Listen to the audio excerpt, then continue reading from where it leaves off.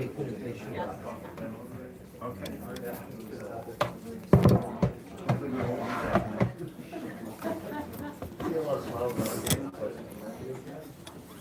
But the next team.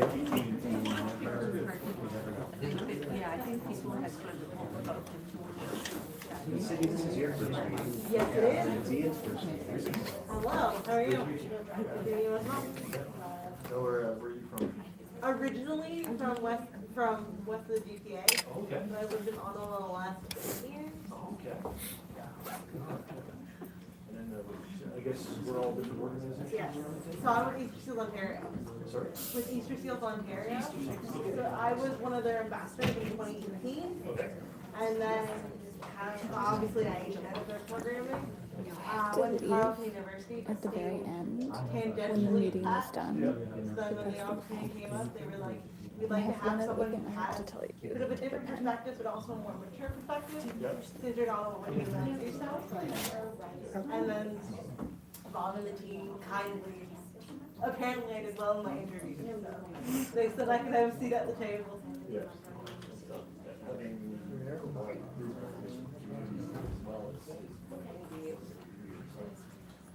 Well, we met you both the same day. And Yeah. so it was unanimous, enthusiastic support. So Thank you. thrilled to have you. we haven't met yet. I'm the general manager of Body Sports. Welcome. Was After that happens, when all of that is done, yeah.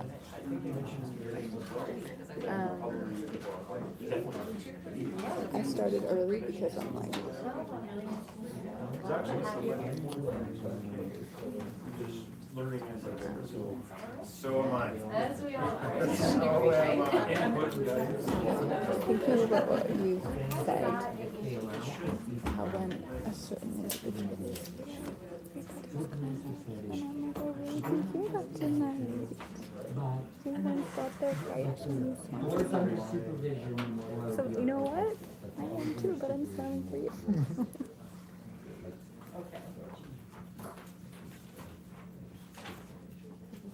I have stuff.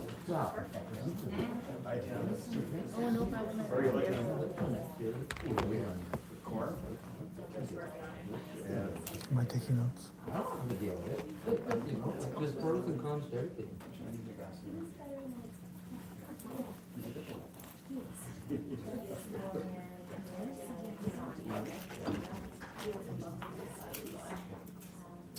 This is at the embassy, not the president's.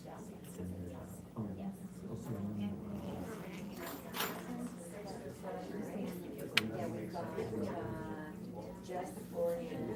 I think we're good.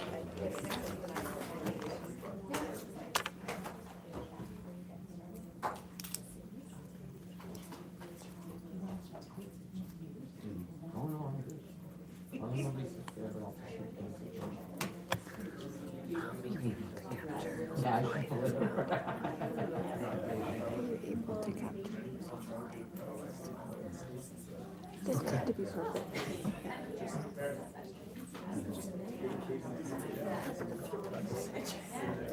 Let's go. This could be a little up and up. Okay, thank you.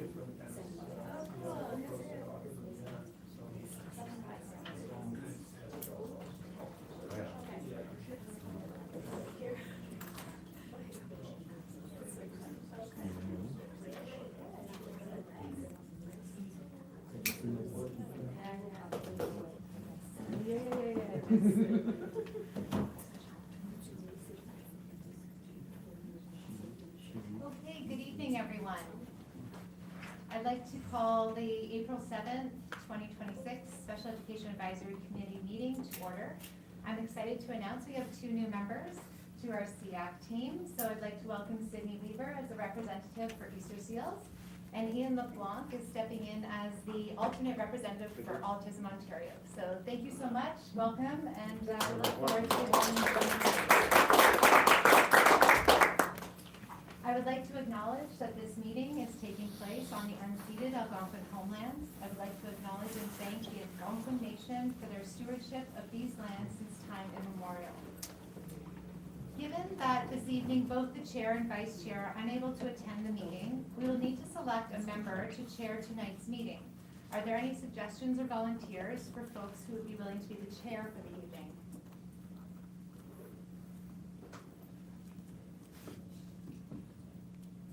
I will say that the chair does have to be in the room, and so as voting members, that would leave Anthony or Sydney as the options for this evening who would be willing to chair the meeting. I have speaker's notes, and we'll take a quick 5-minute recess, and I will bring you up to speed on what that means as the chair. Who is she Are you willing to do that for us this evening, Anthony? Thank you so much. So at this point in time, I'm going to call a 5-minute recess to give Anthony and myself a chance to just go through some of the information for the evening. Apologies for the delay, folks. That would have been a big ass, Sydney. Yeah. You're very Let me get one first under my belt. meeting. Let me get one under my belt next time. Anthony, you want to take a few minutes together? Thank you.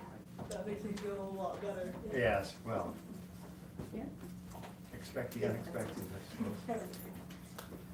Like I said, next time. Maybe Anthony can stay first. We knew this afternoon the chair and the vice chair couldn't make it, so we did a canvas of the committee just to make sure we have quorum. But I didn't know that there'd be so few in person. My parent was already booked and I'm coming your way. Okay. You're gonna know by the end of this. But you did get emails about? I did. And I was like, my parent is on its way. You're committed.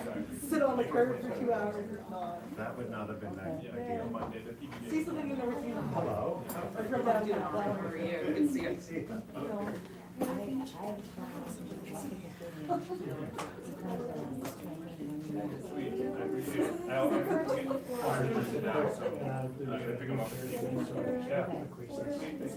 And I would get You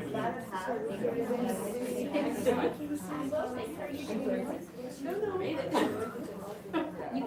in the time. Head my back and go with my low hour. Your timing is perfect. Yeah, exactly. And there's like 4 different entrances. And I didn't know which one I was at. And they didn't know. So, for one thing, I am in Toronto, and you have a SEAC board meeting.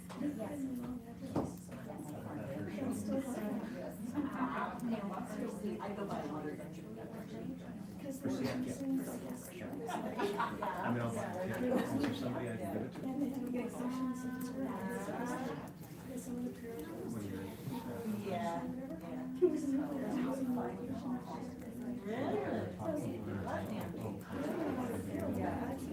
Yeah. put it in your hands.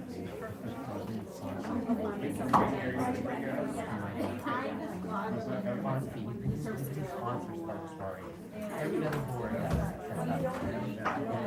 Now you're choosing. like, okay, we're not gonna. What's that? We're not gonna. Like, Pardon me? like, that's the same money. You have, Is this somebody? It's 2 trips there. Sorry, I'm trying to record, so let's just find a way to do that. Yeah, if you don't mind, just leave me a gap here so we can record the meeting. Thank you. Okay, well, I just sit here. Yeah, I do need to record. Yeah, I was gonna go.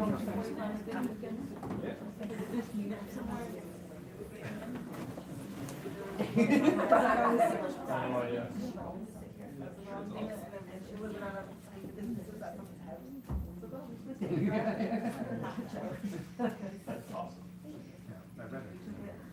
It's good for the, because when the agenda shifts,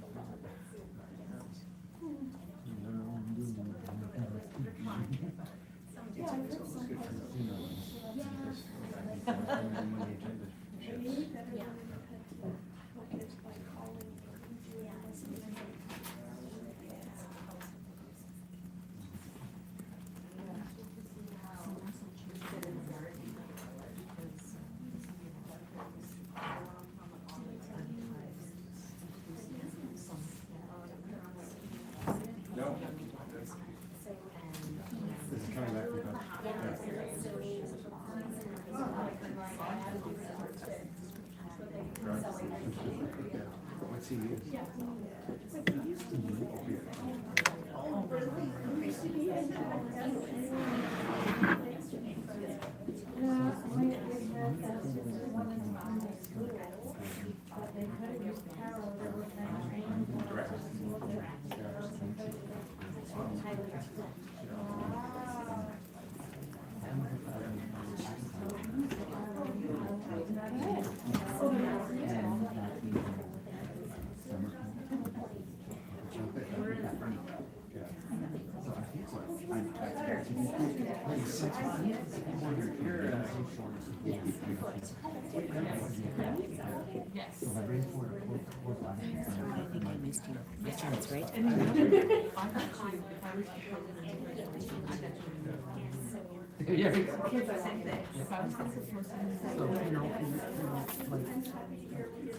Yeah, I know you'll go with chat.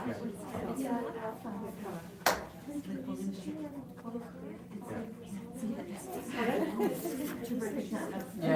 look at that. And then it's not like a good.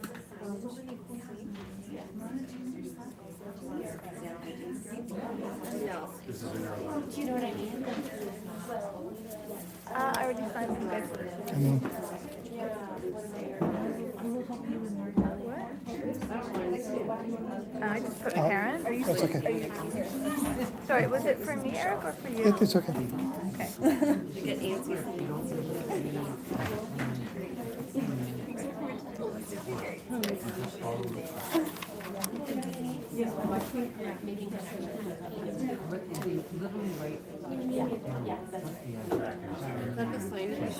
Yes. It's been there. Who here is media? Do you know? Jay Losius. Do you know who they are here? No, I just saw the name. That's why I was pointing out to you. Oh, I thought you were like, did you sign it? No. I know. Presumably, someone along here. Okay. Is this recording sound? It's live. Go down to Mexico.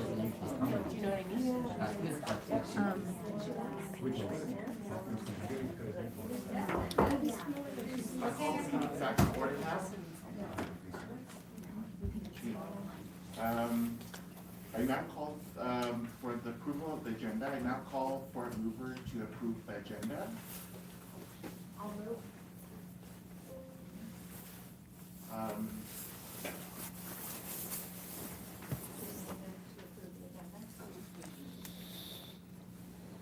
Does anyone have, Sydney's moved to the agenda. Does anyone have any changes or additions to the agenda?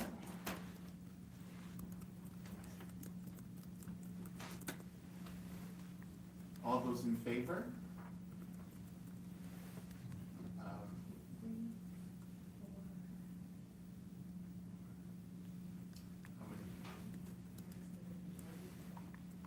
Anyone online, if you're a voting member and can raise your hand, that'd be helpful.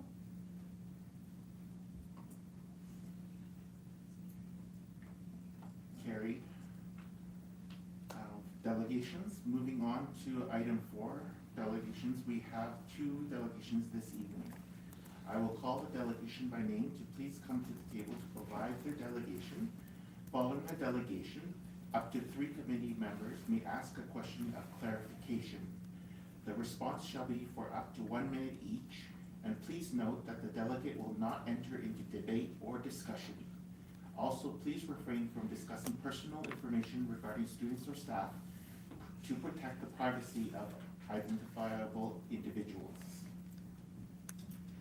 I would now like to call upon Danica Ainger. You have 4 minutes. You can come back to the front. Yeah, we're going to the timer for 3 minutes and 30 seconds, just to kind of let you know when you need to wrap up, okay? Hello, my name is Danica Ainger. I'm here to talk about the impact of having specialized programs and the impact of how the mental health of kids in mainstream can be affected when they're not supported appropriately. So last year, my son, he is 8 years old, and last year, he was in the mainstream still. And at this time, we were preparing to pull him for grade 4 because we had no faith in his success in the education system. We were at the point where he was basically just there. He wasn't completing work, he didn't really have friends. He tried to stay at the break with his teacher every day, or he'd go in the office. And everyone at the school, like included staff, were very concerned about his mental health because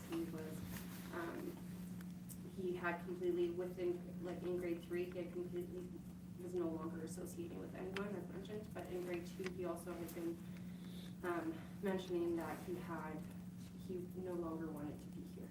He didn't deserve to be here. No one wanted him here.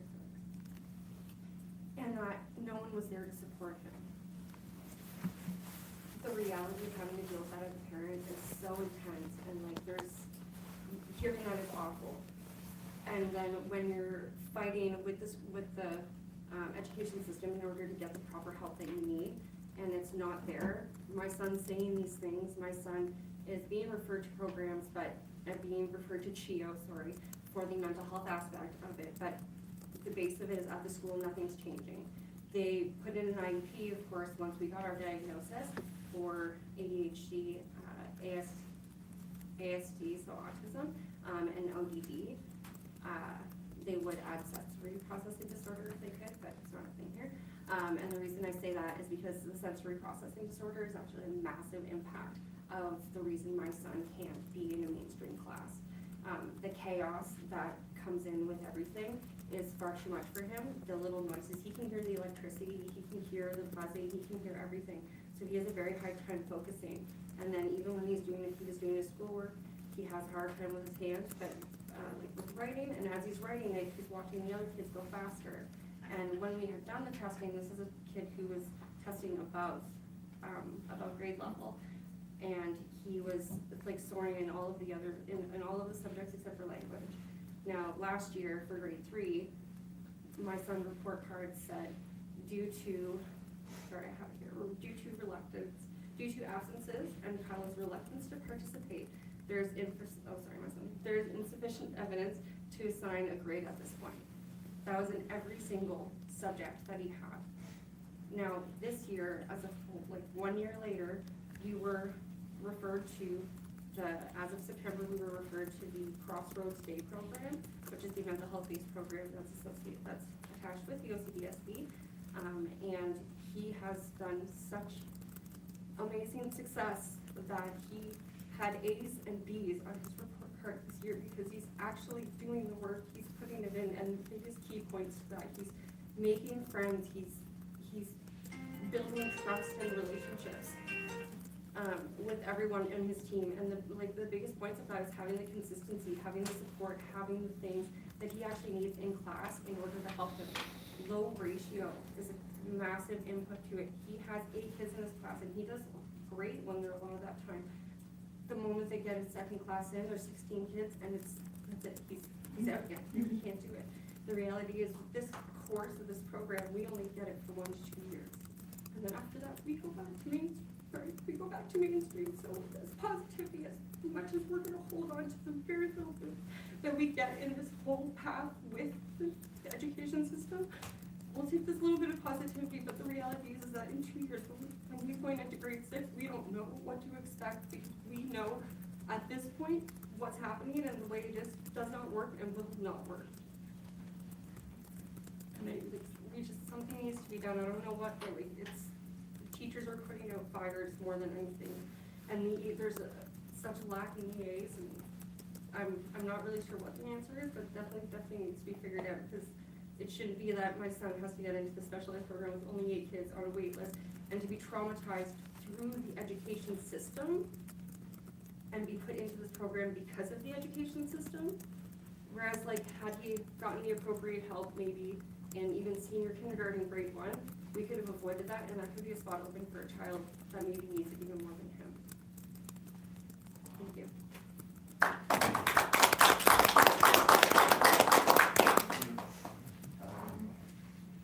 Are there any questions for this? Thank you for your delegation. Are there any any questions for this delegate?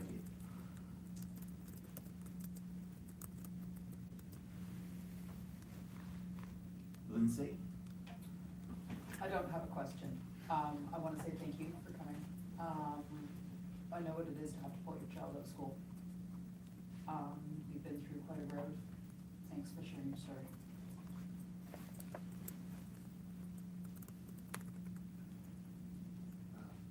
Anyone else? Question?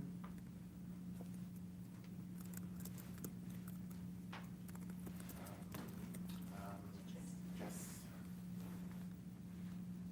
Hi, can everybody hear me okay? That's good. Thank you so much for sharing. I know it takes a lot of energy to keep sharing your story, and that it's not an easy one, and I'm sorry to hear that we haven't landed ways to make your kiddo feel like they belong in school. I have some familiarity with the day treatment program, not as much as you likely. I know for some families there's a lot of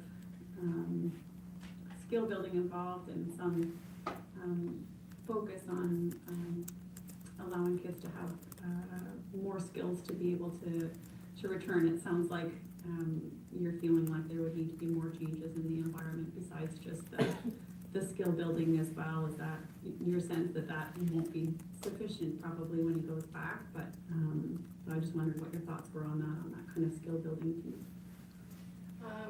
When it comes to the skill building piece, it would honestly, like, a lot of it would have to, for me, would have to be, like, for the children's aspect, or the like staff aspect for learning aspect. Yeah, I guess I was thinking of some of the kids that I've worked with, they did build a lot of skills because they were in an environment where it was just, that was a big focus on the kids themselves, being able to build some of the skills that they needed to better navigate different environments. Yeah, honestly, my main concern would be, it's not so much my son's ability to, like, my son, I feel, would thrive in mainstream if the conditions were even, like, slightly better than what they are right now.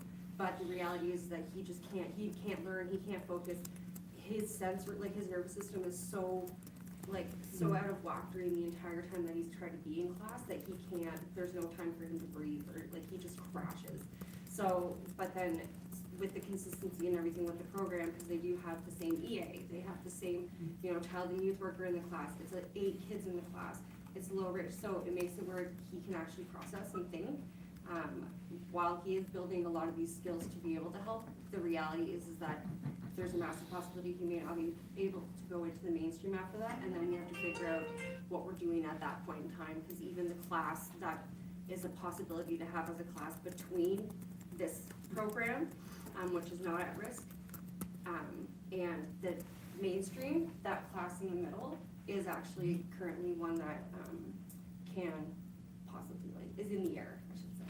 Okay. So that's also, like, it's such, again, like, that small, like, 1 to 2 years is so phenomenal. I wish this class, I wish so many people could be, like, the skills he's learned just with self-regulation alone has been phenomenal. And like outside of school, all of our family during the holidays noticed, they were like, wow, he's a completely different kid. And I'm like, it's so crazy just having the appropriate support, how much it can, like, change not only his school life, but our home life as well.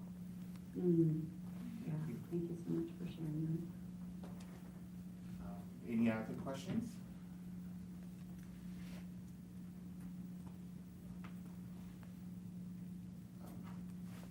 Are there any other questions? I'll have one. For the 2-year, why is it just 2 years? Is there any particular reasons that were explained? And any possible other options to replace it after 2 years? So this class, like, this program is mental health based with the education on the secondary.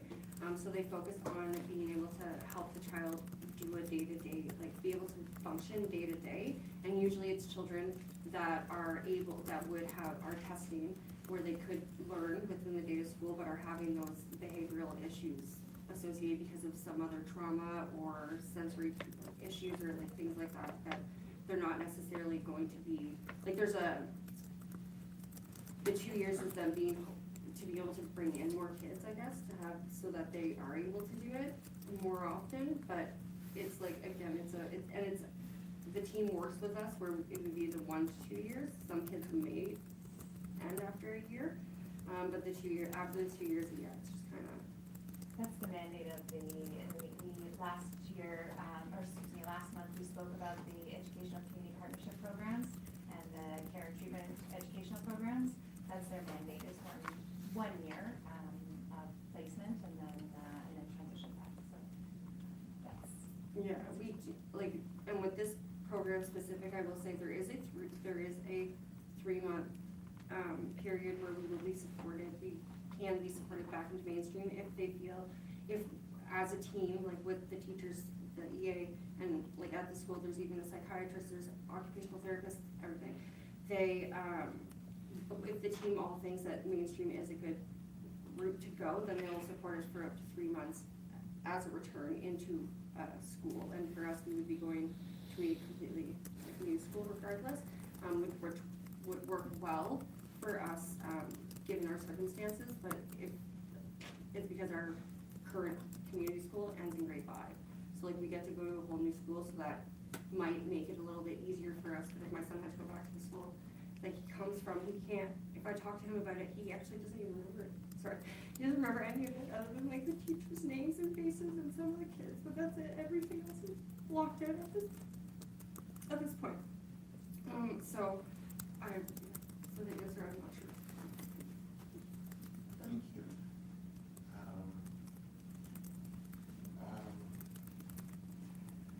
Yeah, thank you very much. I would like now to call upon Lindsay Dragoni. You have 4 minutes.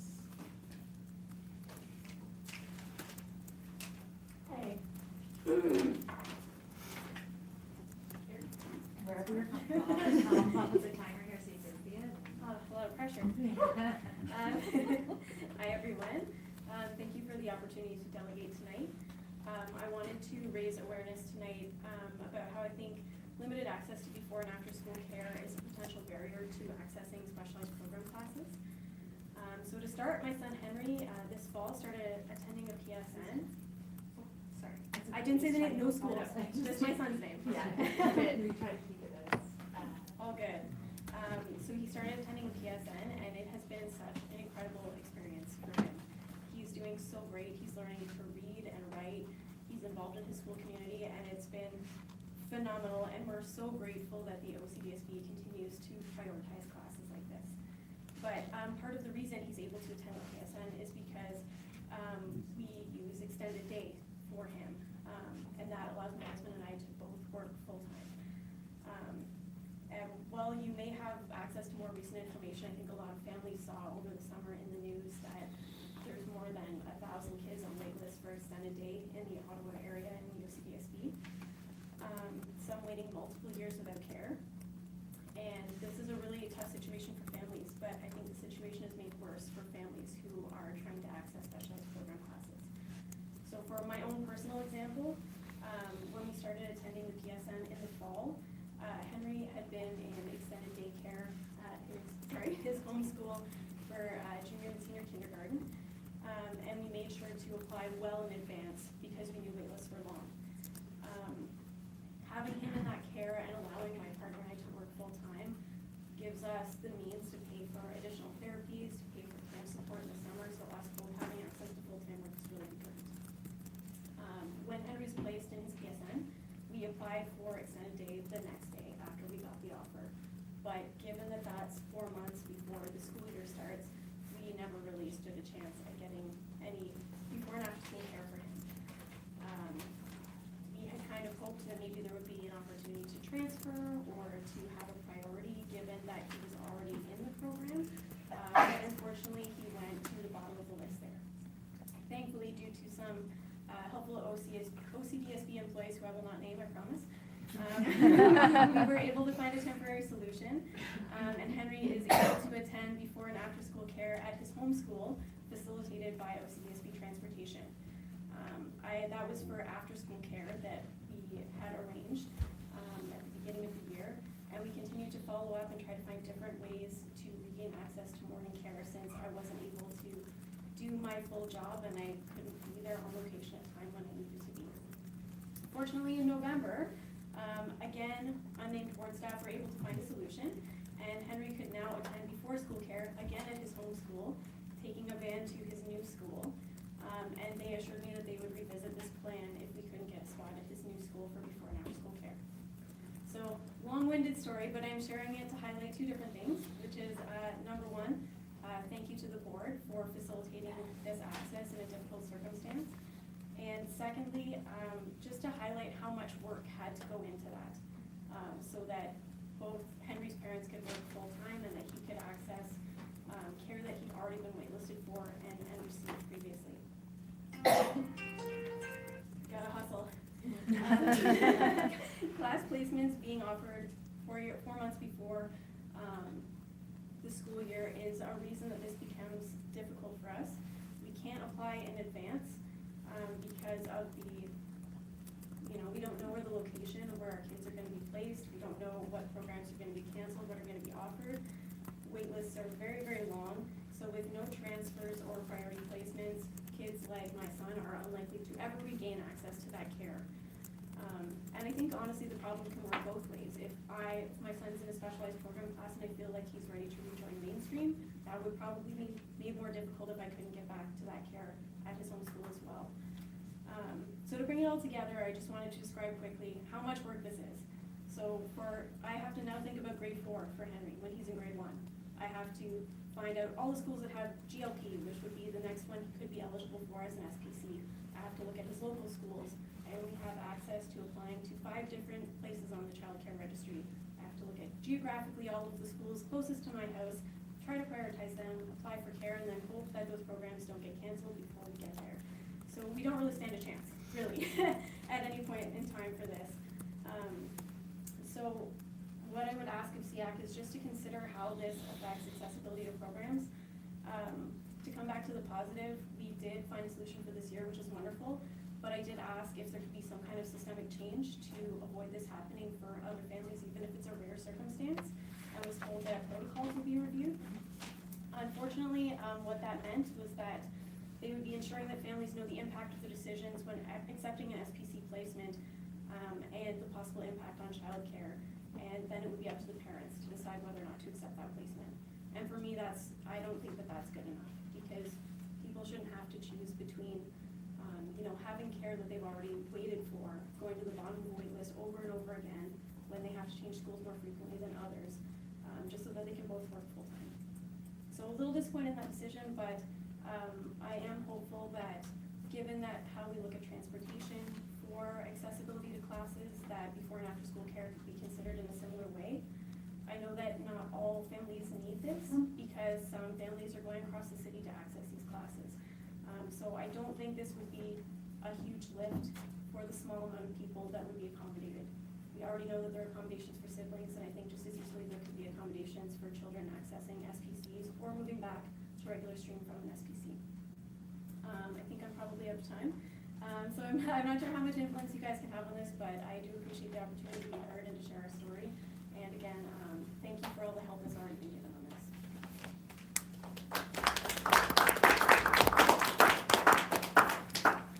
Thank you for your delegation. Are there any questions for this delegate?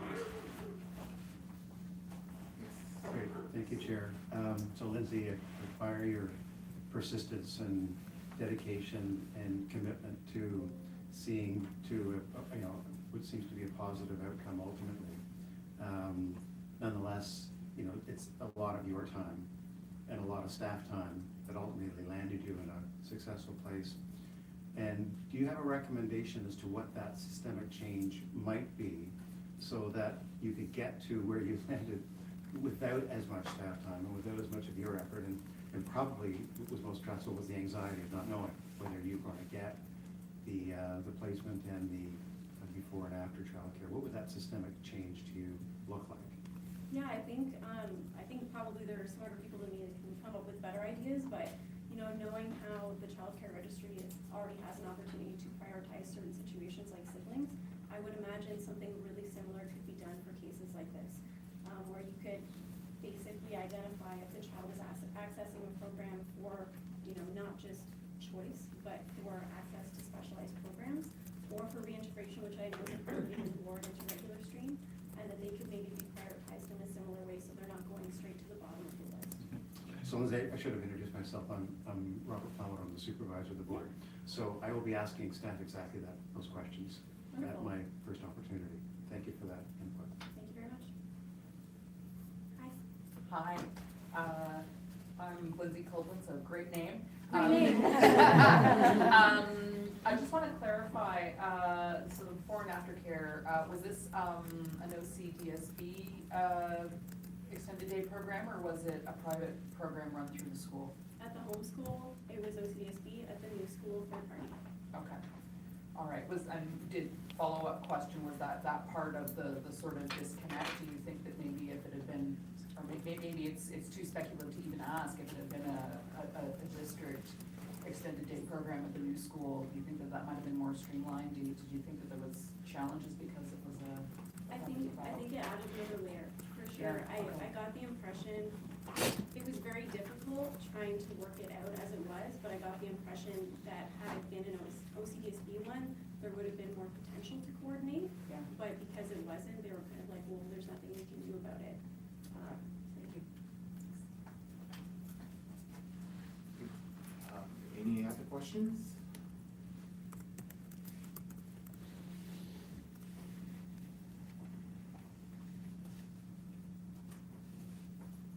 Any other questions?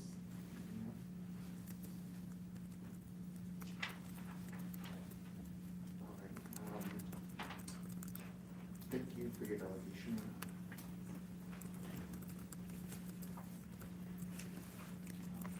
Moving on to item 5, review of Special Education Advisory Committee minutes.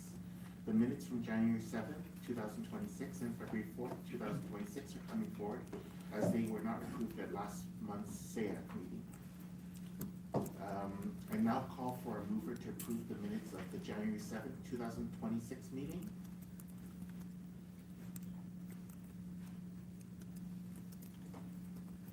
I'll move.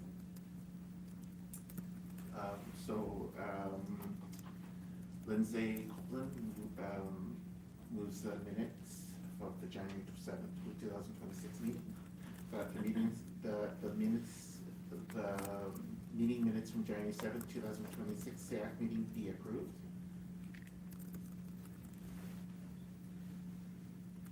This motion is debatable, but is restricted to amendments, and amendments are restricted to the accuracy of the minutes. This motion is approved by the majority of votes cast. All those in favor?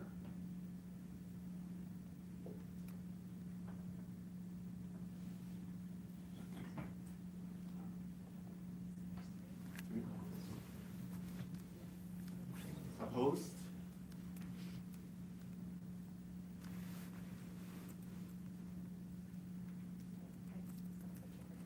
I think there was one more hand, I'm not sure.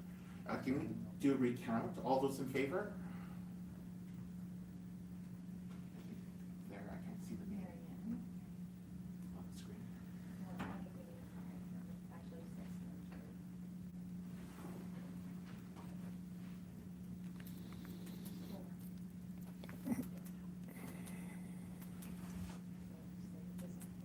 It was not carried.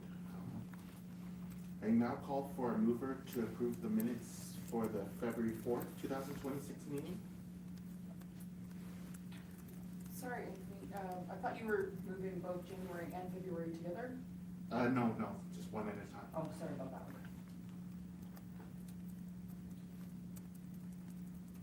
I'll move the February next. Lindsay Copeland moves the February 4th, 2026 meeting, that the minutes from the February 4th, 2026 SEAC meeting be approved.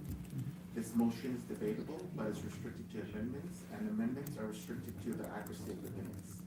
This motion is approved by the majority of votes cast. All those in favor?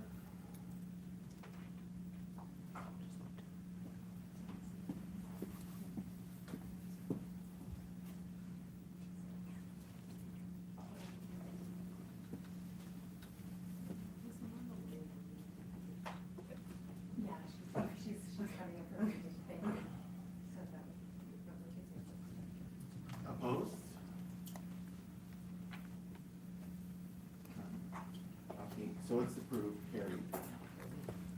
I now call for a mover to approve the minutes of the March 4th, 2026 meeting.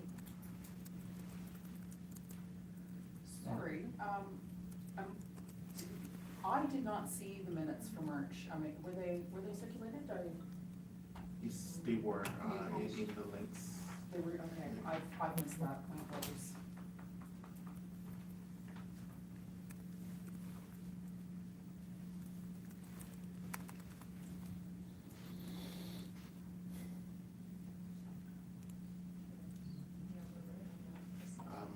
I'll move it.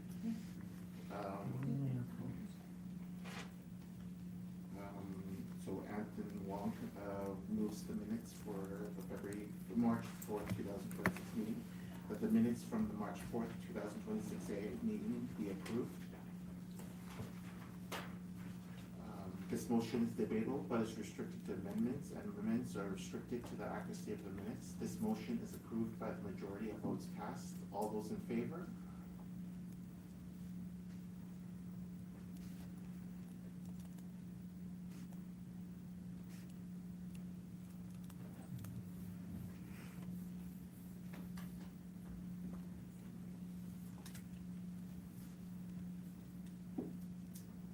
All those opposed?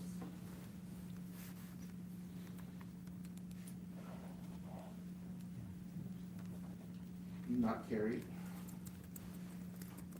I wasn't present at that meeting, so I don't know if I still count in the denominator, but, You can vote if you're not present. I could vote just by looking at the minutes, okay? Yes, you can, Justin. My apologies, everyone. No problem, no problem at all. Apologies, Anthony, could you repeat everything you just did? All those in favor? So in favor of March minutes. Or do you want more time, Lindsay? I'm not sure where they've gone. I have to abstain, I'm sorry. Pick up on my phone, you want? Oh, sure, Yeah, all right. there you go. Thank you. No problem. Thank you. No problem.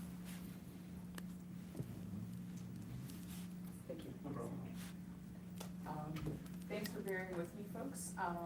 I would suggest one, did it carry, did it pass, or? No, No. it's fine. All right, may I suggest an amendment of just adding a sentence about, you know, the committee members reiterating their concern about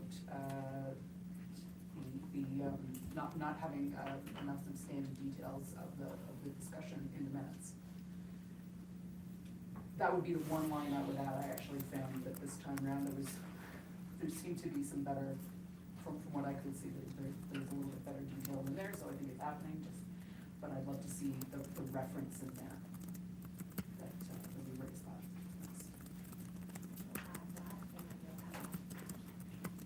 Sorry, and then we'll add that. That's and then perfect. it'll come back Yeah. next month. Thank you. Actually, I think we can do it here. All those in favor of that being added is what I think needs to happen. All those in favor of the amendment?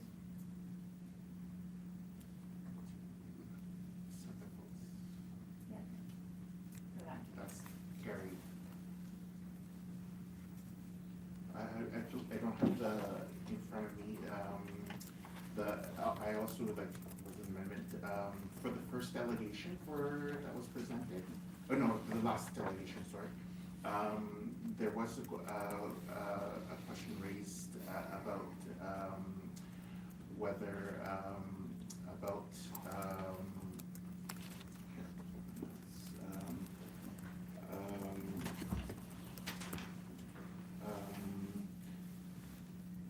whether, about the number of, safety pauses, about, and I don't recall that being mentioned in the minutes for that delegation about including that part in there.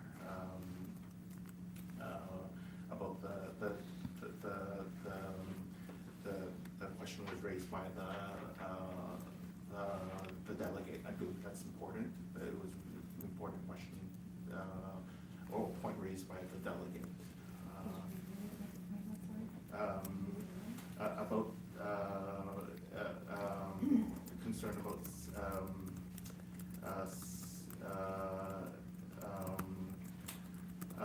or concern about was it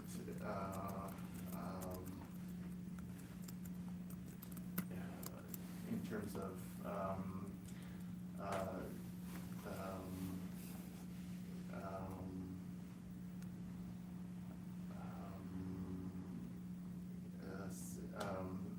in terms of safety pauses. It might be wrong, but there's a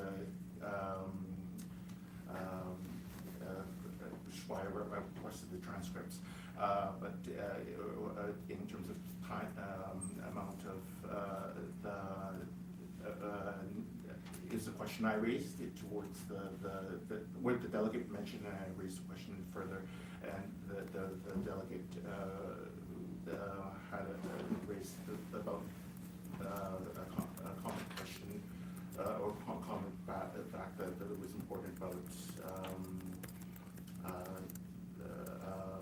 being able to have time,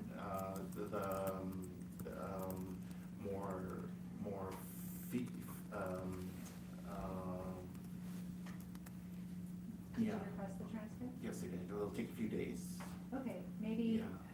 if you're comfortable reviewing the transcript and bringing back the amendment next month, then we can, with that addition and with proposed amendment that you will bring forward, we can do it. Yes. Okay. So we'll bring March back for approval next month with those two additions. Moving on to item 7, presentation. Oh, 6. Oh, so sorry. Matter, moving on to item 6, matter for discussion. The forward agenda has been approved. Please note that the forward agenda has letters attached to your reference that were received from the SEAC chairs of other boards. These letters are on the forward agenda for discussion at our next SEAC meeting. Are there any other additions or changes? On behalf of the chair, I'll just point out that there are 3 letters attached from 3 different SEAC chairs that she would like to have a discussion about. So they're provided in the forward agenda. We will also circulate them to the committee on her behalf after the meeting.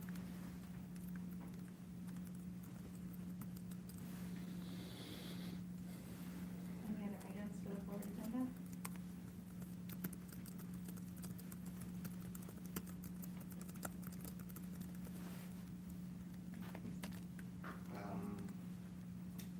Moving on to item 7, presentation. I now call upon our guest speaker, Kathy Lonergan from the Service Coordination Support, SES, to provide a presentation regarding their organization and services.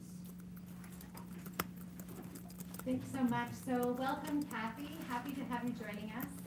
Kathy works in partnership with the OCDSB. Her team and our team work really closely together around looking at services that we can support students with across the district. And so when I was at my last meeting with Kathy, she had inquired about and offered if it was helpful to come and do a short presentation to the committee regarding some of the services that Service Coordination Support offers. And so welcome, Kathy. Thank you so much for joining us.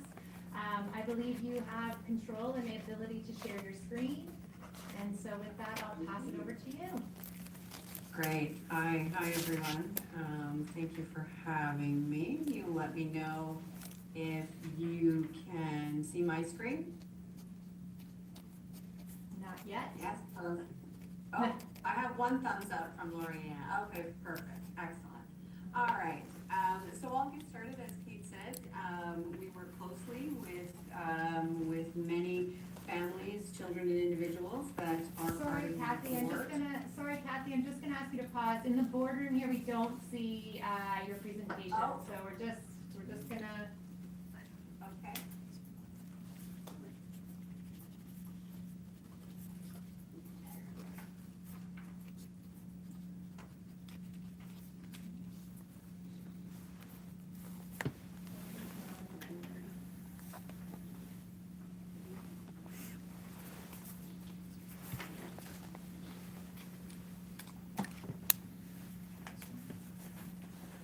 That one, yeah, no?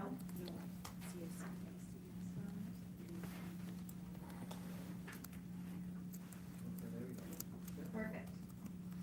Okay, Kathy, we're good to go. Thank you. Okay, well, now I can't see any of you, so if you have any questions, please, Kate, just interrupt and let me know.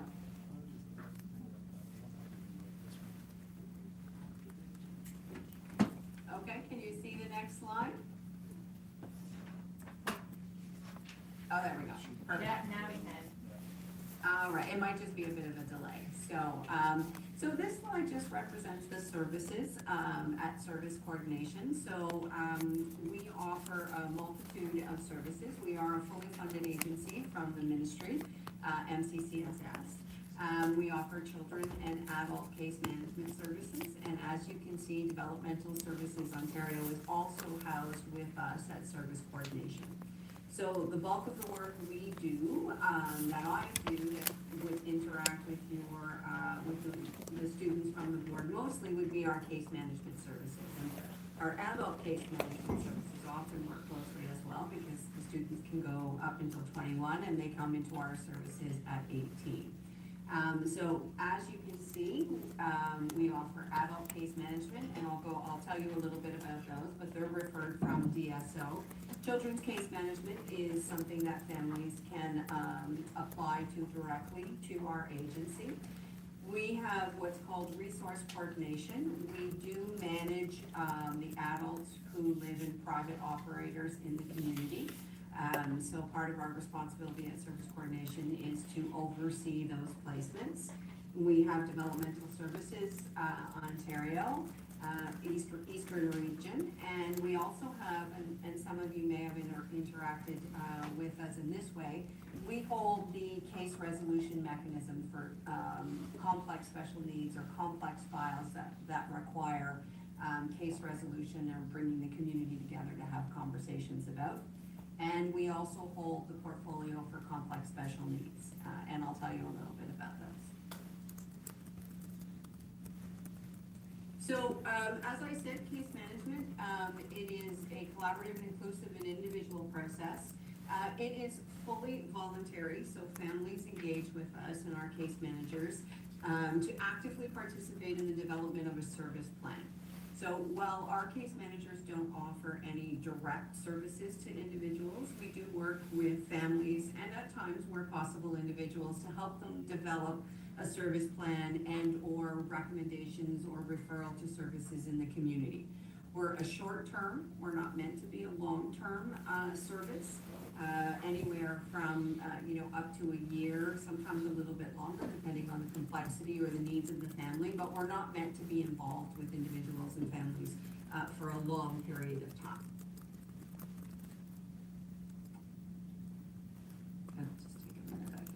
There we go. So our children's case management services, so we've made some changes here for those of you who may be aware of service coordination and how you accessed us in the past.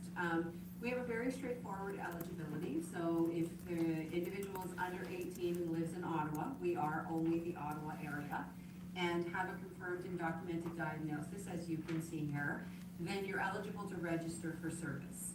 What we have done mostly in the last, I would say in the last 2 years, we have a wait list of over 400 individuals, upwards around almost a year and a half to 2 years.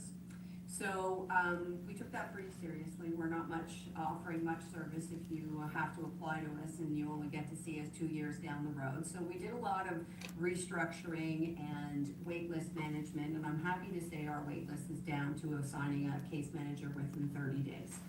So, that is, certainly we're hoping that that is a benefit to families to be able to access us, in a much quicker way. And part of what we've done is develop service pathways. So upon registration, and we've gone to an online registration, as you can see, and we've condensed the application. It's very short. We just ask a few questions to get us started. We will reach out and do an intake process with families to determine a service pathway. So we have 3 pathways that we can assist with. So one we call resource management. So oftentimes families just need a little bit of help. They don't need full case management, but they could have a new diagnosis or be new to the area or even new to our country, and they require some services or some information about, where to apply for different funding envelopes through the ministry or referrals to services. And oftentimes those can be managed in our resource room. So we call that resource management, and families can book appointments online there as often as they would like, and they'll have access to a team of case managers that can work through the resource room in that way. If upon the intake screener, the needs are a little bit more intense or more acute, then they need more our traditional case management criteria, then we will absolutely put you on our wait list. And as I said, it's much shorter, and we can assign a case manager to work with you and your child. Sometimes individuals come in and it's a much higher level of crisis. And we've developed a pathway with CHEO and their coordinated service planners, which is now the mechanism by which the ministry, involving the ministry to review a complex situation, we can do that out of the gate. So we've partnered with them to not duplicate a wait list. So if we feel, because we have a coordinated service planner at service coordination, we've partnered with CHEO to be able to identify that need at intake and circumvent an additional wait list and wait for another service to have that particular pathway identified. So that's just begun recently with the changes that came from the ministry in November of last year. And we're finding so far that our data is really supporting a much earlier intervention for families, and we're able to offer support in a much more proactive and appropriate way. So we're keeping our fingers crossed. We'll continue to collect some data on the new processes, but that's our pathway for children's case management. We have adult case management. Somebody's moving this for me, which is great. The eligibility is you must come through DSO. So our adult case management services are not something you can apply for like children's. You must go through Developmental Services Ontario, meet the eligibility, and that can be looked at as early as 16. But upon 18 or turning 18, they will determine whether or not case management or the threshold for case management has been met. And then there is a referral made to us for case management, and our team of case managers will work with families. There is an urgent response a mechanism that is accessible through PSO for case management. The criteria is set directly by the ministry, but there is an opportunity if the needs are great enough that urgent referrals can be looked at. But again, the pathway into case management is still through Developmental Services Ontario. So this is just a slide with a bit of information, and all of this is on our website. You can go in and click on it and get a little bit more information. But this just gives you a bit of an outline around DSO-ER. You will find often that if you check our website regularly or if you access our newsletter, there's often information that comes out where there's sessions for families. We're often in the community at different type of events or fairs or different, the board actually, you put one on and we attend. We can also come out into the community and do different types of presentations, as will DSO. It is a lengthy process, and we know that it's often hard on families and individuals. The assessment is long, so we try to offer as much information up front to prepare you for that and what you need to, the documentation, and also what that process might look like. So, as I said, there's information on our website, but just know if you have a child that's turning 18, it would be extremely important, or students that are turning 18 and you want to support the families through that process, it is extremely important that they get acknowledgement of eligibility as early as 16, and then we can start looking at supporting what that might look like for an adult. If they're already being served by a children's case manager, that's something that they will already facilitate with the family. So one of the things I mentioned earlier is our DS case resolution mechanism, and this is a committee of community providers that will meet when required to review referrals for families and children and youth with very complex needs. Oftentimes they're struggling with accessing supports and services in the community, and sometimes they have supports and services, but they're not meeting with any success. And so this committee will convene, and it's made up of various partners. And we have standing members, and your board is a member, and will often call upon you to come to these meetings and help us case resolution for files. But oftentimes it will include other partners in the community. It can include mental health partners, and so we try to make sure that whoever's around the table is suited to the needs or potential requests or referrals that we feel might actually help develop a service plan for the individual. Families cannot apply to this directly. This is service provider driven, so the board can come forward and you have your social worker teams.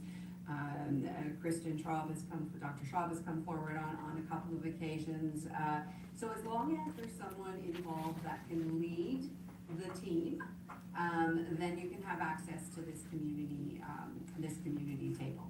So it's available whenever required, and it often requires sometimes more than one meeting, depending on the level of acuity or needs. But it actually gets the ball rolling in terms of opening up doors or potentially removing barriers to service. Another portfolio that we hold, and potentially some of you have heard of, is complex special needs. And up until recently, this was more of a funding envelope that was available through the ministry. It wasn't actually a recognized program. We're very happy to be able to say that as of November of this year, the ministry did a significant redesign of complex special needs and actually recognized this as a program that needed to be implemented in a more consistent way across the province. So now, coordinated service planners, as I mentioned earlier, across the province, need to be involved or are part of the planning in terms of completing the documentation and the screeners that are required to send to the ministry for consideration. It oftentimes will result in various levels of funding depending on the needs. Some of the big changes that have occurred is in the past, the ministry might have or has considered in very rare and extreme circumstances placements for students. That's no longer the case. Complex special needs now is meant to be a short-term, proactive, focused on maintaining the family unit and the individual in the family home. And so those have made some significant changes to the program, but again, it is there and it is available, and we have the ability to do those screeners with our coordinated service planner at the intake level or at any point during case management. If the needs changed and it was deemed appropriate, then the screeners would be filled out and the information would be sent off.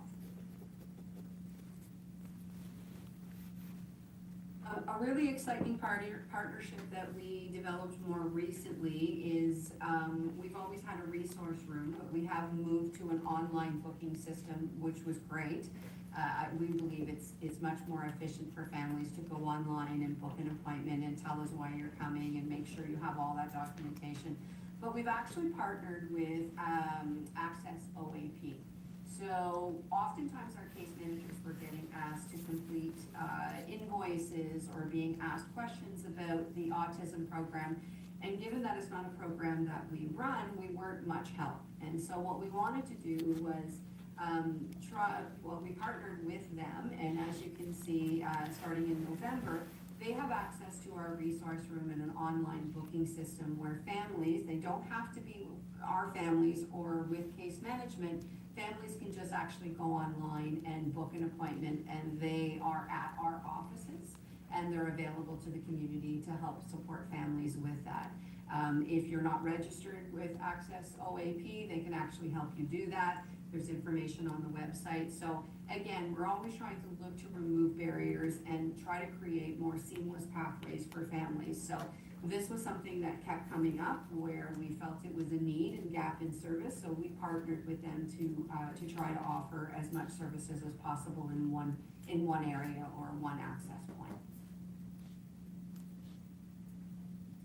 And so here is the slide around when we're open, our website, you can see, and you can also book, our resource room is also available for DSO. So they also have a portal where you can go in and book a session, and they'll meet with families to talk about requirements or documentation or explain more about Developmental Services Ontario. So we have the resource room for children, Developmental Services is also there, and Access OAP is also available. We are in the midst of some rebranding and redoing our website to be more user-friendly and more efficient in terms of information. But you're welcome to continue to go on there right now, and there's lots of information as it relates to what is case management, what we do and what we don't do. That's kind of it in a nutshell. Amazing. Thank you so much, Kathy. Really appreciate you taking the time to go through that with us, and we will attach the slide deck to the agenda so people have that information readily available to them. Any questions? I don't know if anybody has any questions, but you're more than welcome to reach out to us. Our contact information, we have an intake line, but we also have our admin staff is great at sending off those questions. Yes, Lindsay? Oh, I see Jess. Oh, that sounds familiar. Jess Quickly. I see Jess has her hand up. Why do I know that name? Jess, did you do a research project with mental health? Am I wrong in knowing that? Probably, but that's a, different table, different hat, Kathy, so we'll just pretend, but I think somebody in the room had a hand. Oh. Lindsay, did you have? Yes, I did, but it's not for Kathy, it's actually for the folks here who are from the district. So perhaps you could tell us a little bit about how you folks interact with SES. Absolutely.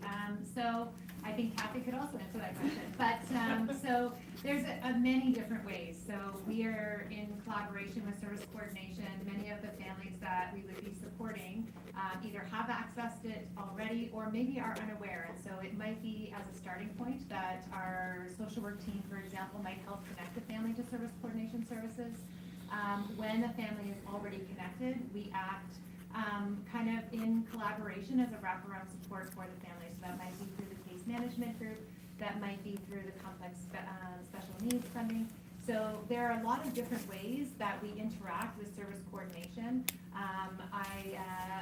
Kathy mentioned that Dr. Shaw, she's the program manager for psychological services. She works directly with one of Kathy's team members to kind of on triage around situations that we know are extremely complex for our district, where we might have some really specialized supports that we're looking at. And so there's that kind of collaboration. We work together in our service community, and so I think that Kathy mentioned, and Stephanie will share a little bit, but we have our transition fairs that come up, so we work in partnership there.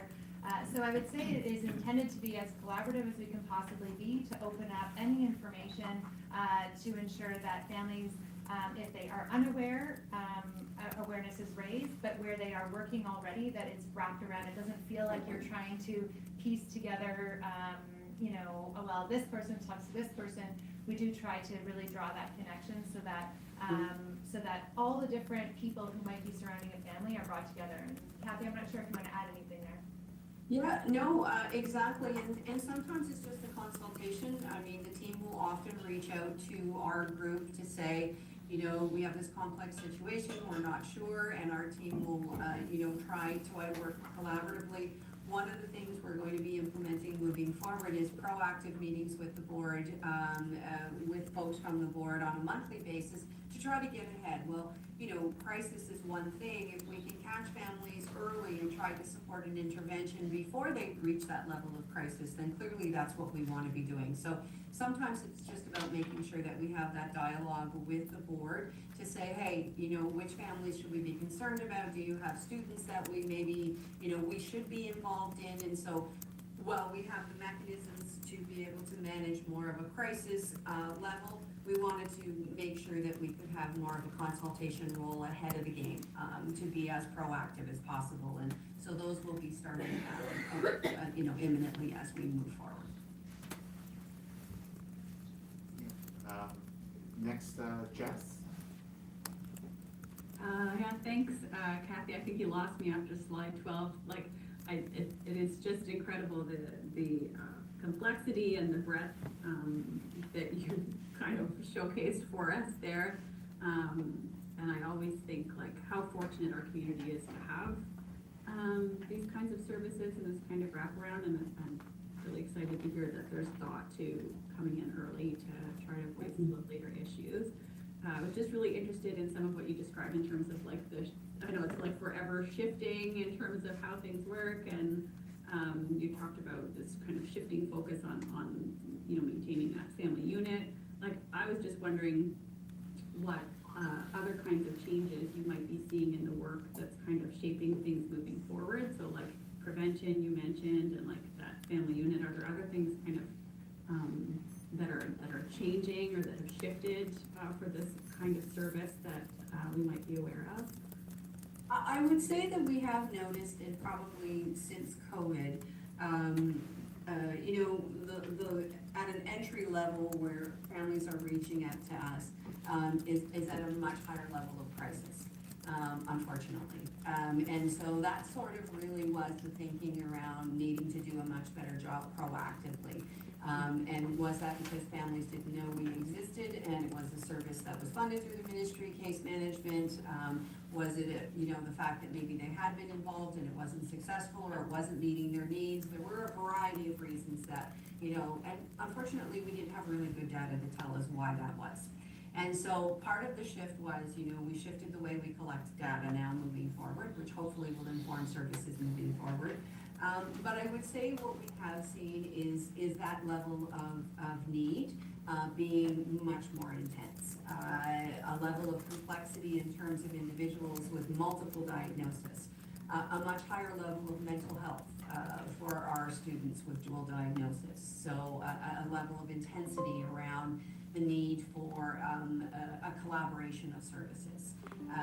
Always the need for respite across the community. And not just respite, but therapeutic respite, or respite that can offer an intervention that is not just, you know, and I don't say this lightly, a Band-Aid, but, you know, while families absolutely need respite and proactive respite, how great did we think it would be where we could work with a service provider to, you know, have the opportunity to work on BSPs or behavior support plans or different interventions that rightfully families did not have the capacity to be managing at the moment, the central point of access for them. Oh, you froze there, Kathy. Where we're actually collecting information about. Oh, You're back. does it actually make a difference to have therapeutic respite, and what are those goals and what does it look like? So I would say that those are some of the trends or the themes that we've seen that have changed over the years. Yeah, that's super helpful. Thanks, Kathy. No worries. Thank you, Kathy. Lorianne?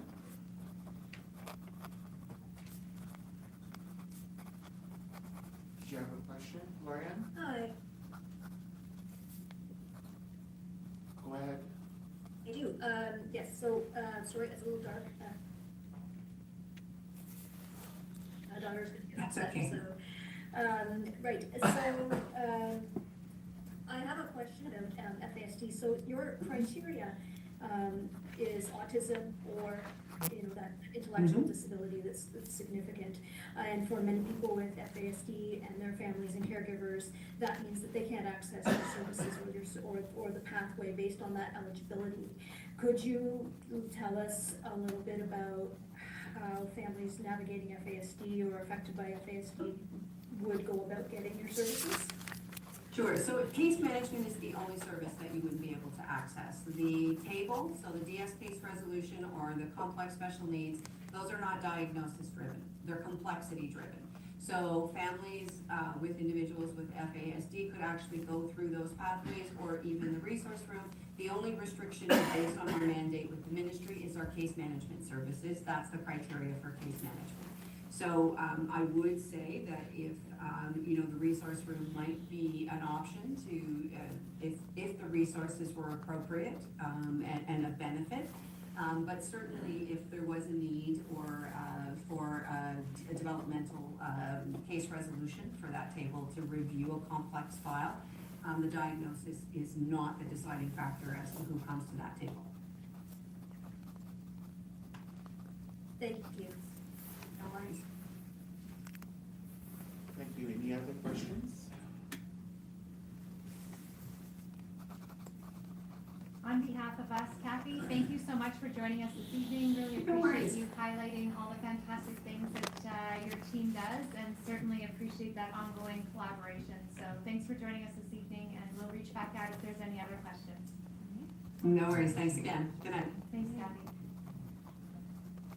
I now call upon Stephanie King, Secondary Learning Support Consultant, and Deb Leon, Assistant Principal, to provide a presentation regarding Project Search. Fantastic. Thank you so much, Stephanie, for being here with us this evening. Certainly I'm going to pass it right over to the team here to share with you about this exciting new collaboration. So over to you. Great, thank you for having me. I have some vocal cord damage, so I will do my best to reach the entire room. Probably online will be easier for people in truth. I'm here to talk about Project Search that Deb and I have been working on for the last year and a half, 2 years, yeah. Project Search is a new program that's going to be starting in September, and it is a collaborative program that's going to be between Live Work Play, the Ottawa Hospital for the campus, our board, and Project Search. Next slide. I wanted to start a little bit with some stats that got us excited. Why did we engage in this endeavor to start with? And the stats are the reason why. Project Search has over 750 sites worldwide. 30 Canadian sites have been added. It's a new, it's been growing rapidly, partially due to some support by the ministry in obtaining licensing. That's not the stats that's exciting. It's that their graduates worldwide are achieving employment rates of 65 to 70% and up, which, if you compare it to Canadian standards, is 27% of people who have disabilities in our region get employment. That's a staggering difference in rates of employment. So you have to wonder when you I'm so sorry, I don't mean to interrupt, I'm so sorry, but we can't see your presentation online, so sorry. Oh, sorry. Thanks for letting us know, Sonia.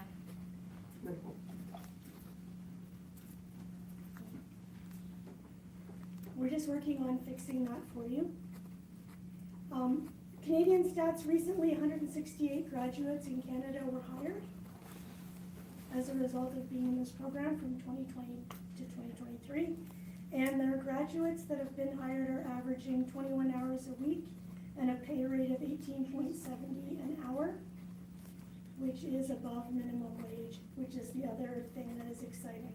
The reason for that, or we're hoping to prove to be true, is because the focus is on skill development in transferable skills to obtain employment that is not necessarily job carved or catered to. So you have to achieve that employment rate the same as anybody else does, but you're getting there as a result of the skills training within the program. Next slide. So what is the program going to look like? It's gonna look like total immersion. The program, the educator, the skills trainers, the entire team are gonna work out of the hospital. All of the placements are gonna come from the hospital. And they're going to work collaboratively with hospital staff in order to provide on-site mentorship, job skills training, educational components, and follow-up beyond when the program completes at the end of 1 year.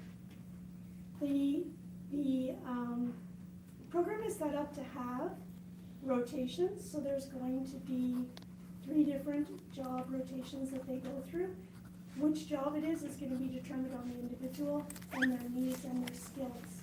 Specifically, skills. We're trying to find what are you good at, where does that match in an employable job, and how can we develop those skills to help you move forward. At the end of the program, they are looking to transition into community employment, and that transition to community employment is going to start with skills trainers prior to graduation. So the skills trainers from Live Work Play are going to work daily with the people in the program. And towards the last third of the program are going to start looking for outside work opportunities. And that continues once they graduate. They will continue to receive services beyond graduation to help find employment through regular employment services opportunities that exist in our community.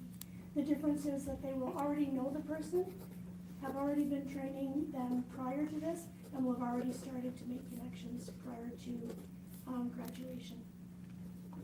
My slide and the one over there is different, so we can change slides. Thanks. I skipped a slide. That's how we got there. That was my fault, sorry. The part that we missed that I'll just make sure you do know is a 1-year program. Transition to work, I've already covered the rest. The target demographic is going to be 18 to 21-year-olds who have an intellectual or developmental disability. Those are the people that are struggling significantly in finding work, who often require a lot of skill development. They have to have the endurance for a full day, which should be clear when we see the schedule later, and a strong desire for paid employment. The program is not going to be successful if they do not have an internal desire for employment because of the amount of hours at work. We're going to go to the one called a typical intern's day. Thank you. The program is going to start between 8:30, still being determined. It's going to run until 2:33 at the Ottawa Civic Campus. It includes an hour and a half of daily classroom instruction with an Ottawa-Carleton District School Board teacher.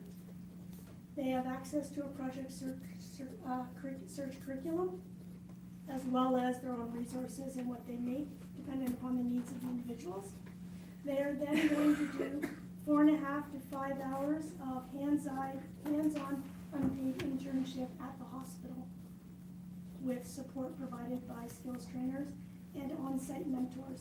Every job placement is going to have a mentor that's assigned to that individual to help with the learning of the job and to collaborate with the skills trainer so that we know when do we know to go in and provide more support and when can we pull back and provide support to other people because the skills are being developed.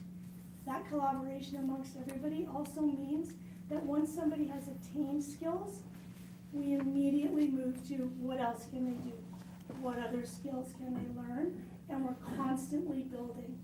Unlike some job placements where you go, you learn a job, and that's it. You've learned how to stock this machine or engage in this sales technique, and then you do that every day. This is meant to be constantly evolving and changing. So as soon as you learn it, you figure out what you need to learn to better and increase more skills to add to your resume. You can see with 4.5 to 5 hours a day of work, that with a half-hour lunch built in, that there needs to be some stamina and desire for employment. Next slide, please.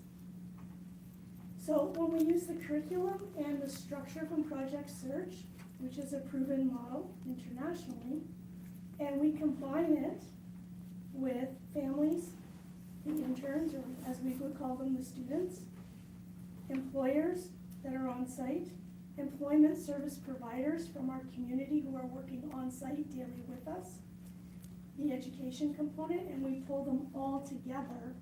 We are now accessing the expertise of a variety of people who know a lot about employment and what skills are necessary. And we're bridging that to communities so that when they leave us, they already have connections to employment beyond us. Next slide, please. What are the benefits? Real world workplace experience, a stronger CV with practical transferable skills. A big part of that is the skills development process is very specific about what are transferable skills and what are the ones that you've mastered, so that when you build your CV as part of the program, you can say, these are the skills I have, and we can back that up with data. You develop valuable networking. There is no requirement for the hospital to hire our students as employees, but when you get somebody on site who's already knows a job and they're really good at it, and they've already shown that they're reliable, punctual, and skilled, you have it into employment, and many people do end up working in those environments. Part of the reason that the hospital is one of the choices is that there's such a wide variety of jobs available at a hospital, from patient care to navigating patients from one place to another, to setting up materials, to sterilization, to food, to cleaning, to laundry. There's just, it's like a little community where all of the jobs are in one location. And they're receiving dedicated transition support to continue beyond the program. So, next slide, please. Stage 1, formal applications are going to be released on April 13th to school LSTs administration. They will be due April 30th. Stage 2, chosen applicants will be invited to a mandatory skills assessment. You cannot get into the program without attending the May 25th date. It's a Project Search Fidelity must-happen event. The selection committee will be comprised of members of all partnerships. That's okay. We're at the end. And they will meet after, utilizing a predetermined ranking scale in order to determine who the best fits are. Successful candidates will be notified and will have 3 days to accept or decline that application to our program. Any questions? So, I somehow knew he was as we launch into the questions, just a huge thank you to Stephanie and Deb. As you can imagine, when we started to explore this 2 years ago, we weren't entirely sure where we would end up. And so the fact that we have ended up here with essentially a new program for our district that will be launched in September to support something that in our district we have felt we really needed to find some better pathways for students beyond high school into the work life beyond school. This has been a huge undertaking, and so before we launch into questions, a huge thank you to both of you for your leadership in this. It's really exciting, and to be doing the work with the Ottawa Hospital, I think, is another huge accomplishment. So thank you for that. Okay, now. Moving into questions, are there any questions? Christina? Catherine, sir. Questions. First of all, I just want to say I happen to know Stephanie, and she's a rock star in world of special education on our board, particularly transition. So I just want to. So I have a couple questions. One of them is sort of, if I put my uni hat on, which is really why I'm here. When we say the teacher is only 1.5 hours, how is that going to be staffed? No, the teacher's full-time. The teachers are going to be full-time. They Okay. do 1.5 hours of classroom instruction per day, 1 hour of skill development, half an hour of individualized feedback and goal setting to move forward. The rest of the time they're operating as skills trainers with the rest of the team, doing that on-site teaching and training. Okay, that's great. That's why I'm curious about it, how that's gonna, or is it going to be Are they gonna be staff, are they gonna be OCDSB staff, or are they gonna be like a secondment, or OCDSB staff, okay? Thank you. I'm wondering what, when you're looking at the, what are gonna be the numbers of the students in, I know, sorry. What are gonna be the numbers of the students who are gonna, how many students are gonna be in this program? Everything is a little bit being built at, you know, Yeah. we're building it as we fly kind of deal. So it's new. So we're aiming to get around the 8 mark for year 1. 8, did you say? 8. Okay. Is it gonna be 7? Is it gonna be 9? That's gonna depend on how many applicants we get, and who are they, and what supports do they need. Up to 10. Up to 10, Up to 10? 12 possibly in a year or so. So according to Project Surge, you want more applicants, because some are gonna drop out. They may not come in September, they may change their minds, so we're gonna probably accept about 12, and we'll probably end up between 8 and 10, in September. And then when you have the sort of the work ratios, I'm wondering what that's gonna look like, in terms of how, exactly what level of independence the students would need to have. That's gonna depend on the students that we have. Okay. And what they need in a specific program at any given time. Okay, so it's not sort of like a, okay? There's no, the discussion that we're having is trying to make sure that we have mostly students who are sort of on the, need some support sometimes, and a couple who maybe need a little more. And then we're gonna test it, because it's new for us. And what does it look like in the hospital with these mentors? It's gonna change and evolve. So that's where we're starting. The one piece of independence that Project Surge is looking for is ability to take transportation on their own.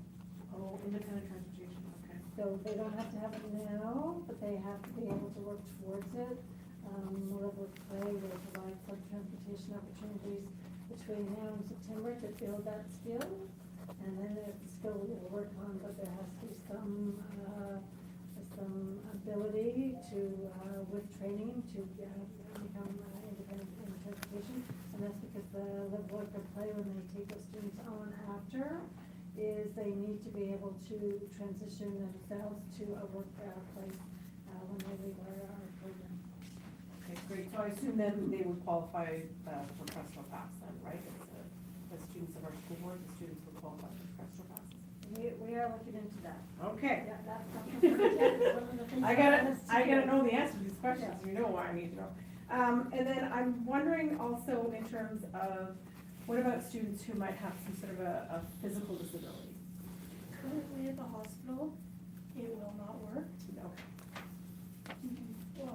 The classroom site that they're able to give us, as you know, the hospitals are busy.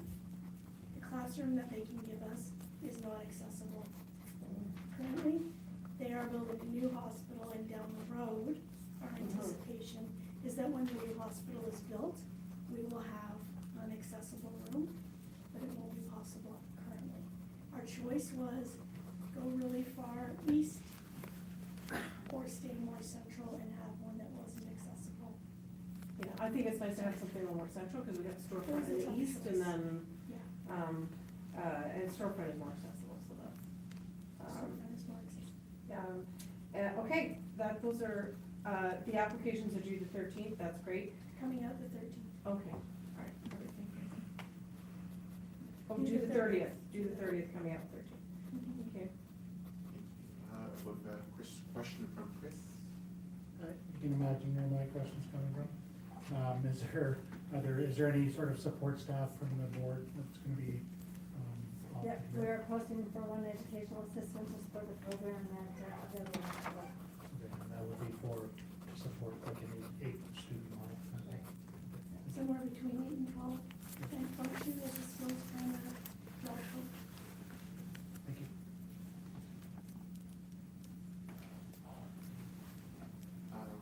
Any other questions? Yes. And thank you for the presentation and for the idea and the initiative, and I know you say that you are building the plane as it's flying. Would you come back to SEAC in the fall and report on what progress you've made, what you have learned, how this program might be modified in order to achieve its full potential?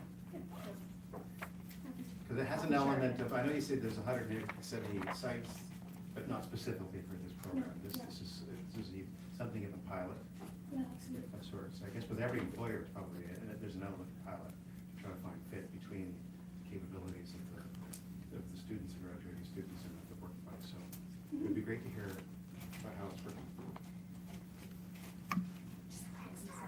It is a ministry funded project, and it is, they are at Toronto Hospital, has, research working there. We do have some, examples from Ontario about, employment, that data comes from Ontario as well. So we will be happy to bring back, how successful they are in the fall, and then again next spring when we, have, work opportunities for the students that are engaged in the project for next year. So the ministry will fund the EA. No, the ministry does not fund the EA, the ministry funds the license agreement for Project Search was $18,000 US, the ministry funds that. We provide the teacher and the EA, we have to provide the ongoing funding piece, and every year after the first year, we have to take $50 for the license to continue, not the $18,000 US that it started with. And Live Work Play was able to obtain funding to fund the skills training, which is a new kind of groundbreaking in Ontario. They're just starting, there's 2 now that have found a way to get funded for on-site skills training. Just exciting. It's a good example of the shared partnership between the Ministry of Education and I'm assuming NCCSS, although I don't know that for a fact, that's a really good example of where providing a program like this requires arms, tentacles, beyond the education sector. And so this is a fantastic opportunity to really highlight how that can really be successful within the education sphere. So exciting.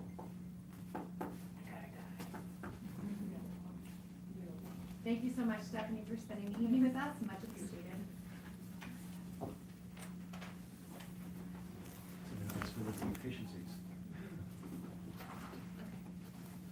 Moving on to item 8, information items. I now call upon Superintendent Stout to provide information on the impact of the 2025 to 2026 budget decisions.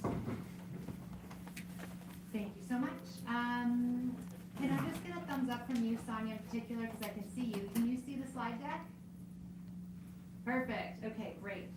So we've been asked to bring forward an update on some of the budget decisions that were made last year impacting this year's budget. And so decisions were made last year for some reductions. And so I'm going to share some general ways that we've adjusted services and practices to try to help offset some of the deficits that we are incurring in special education in the OCDSB.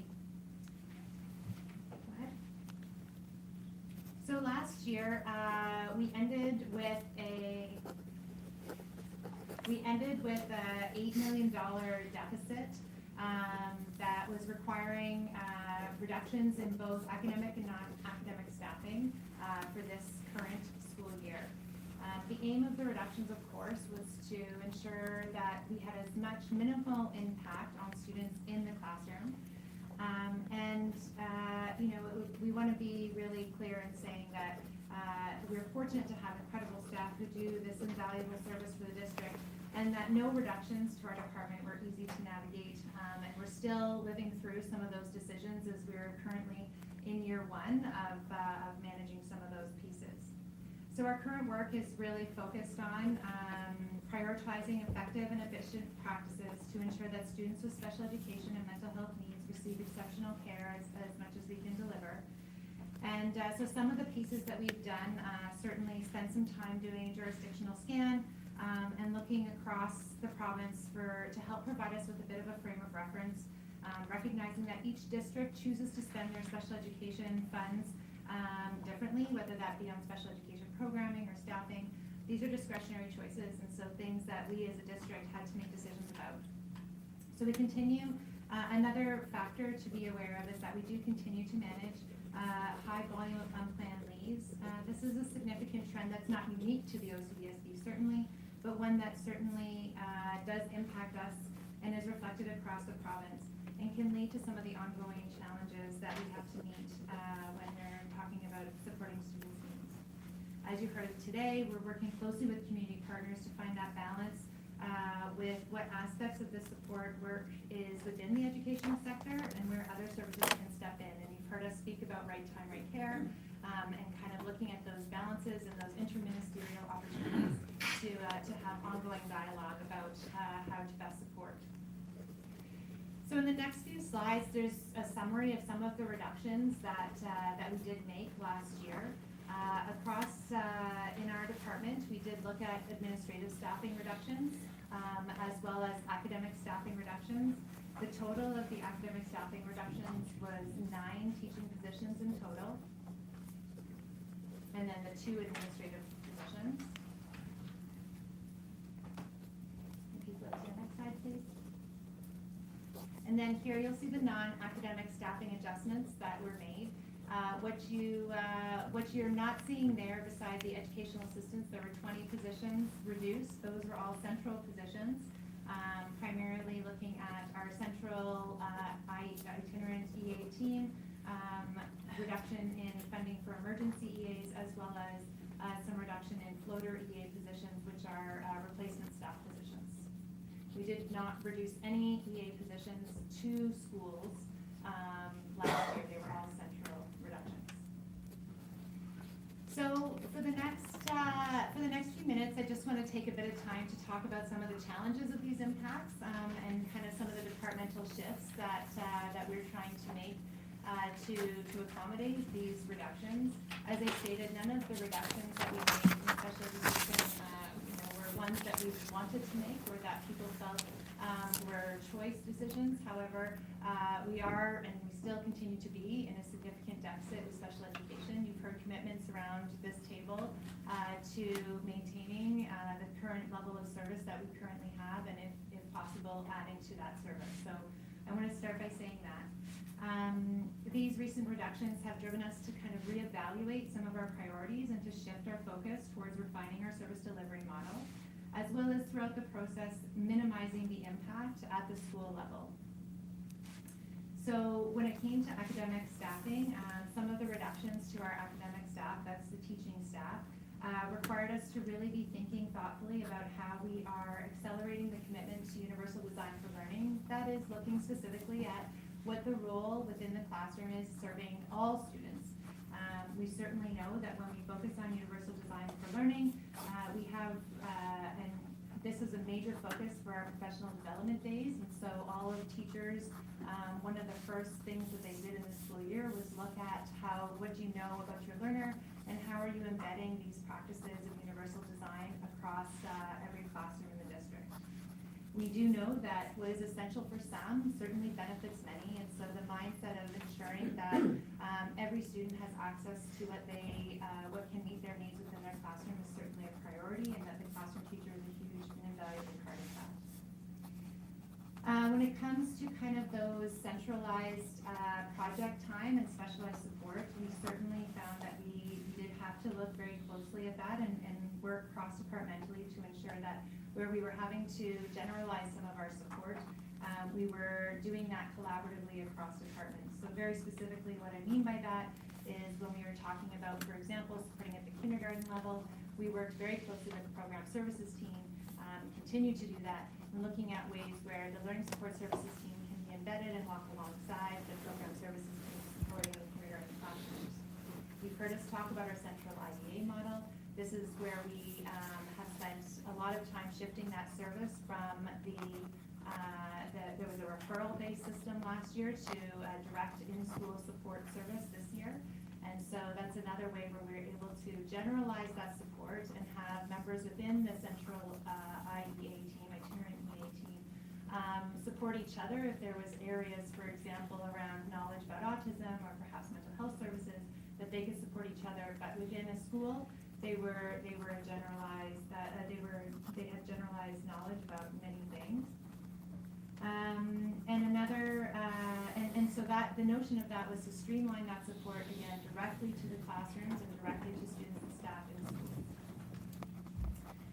We did, as I mentioned, we did shift that IEA model And so with students, this was a perfect example of shifting supports to students instead of students to support. And so we had now every school at the elementary level, the secondary level already has an itinerant EA in their schools, but now every elementary school has an assigned itinerant EA who is in the school and part of the school team. And so what that means is that IEA is able to work alongside the EAs in the school.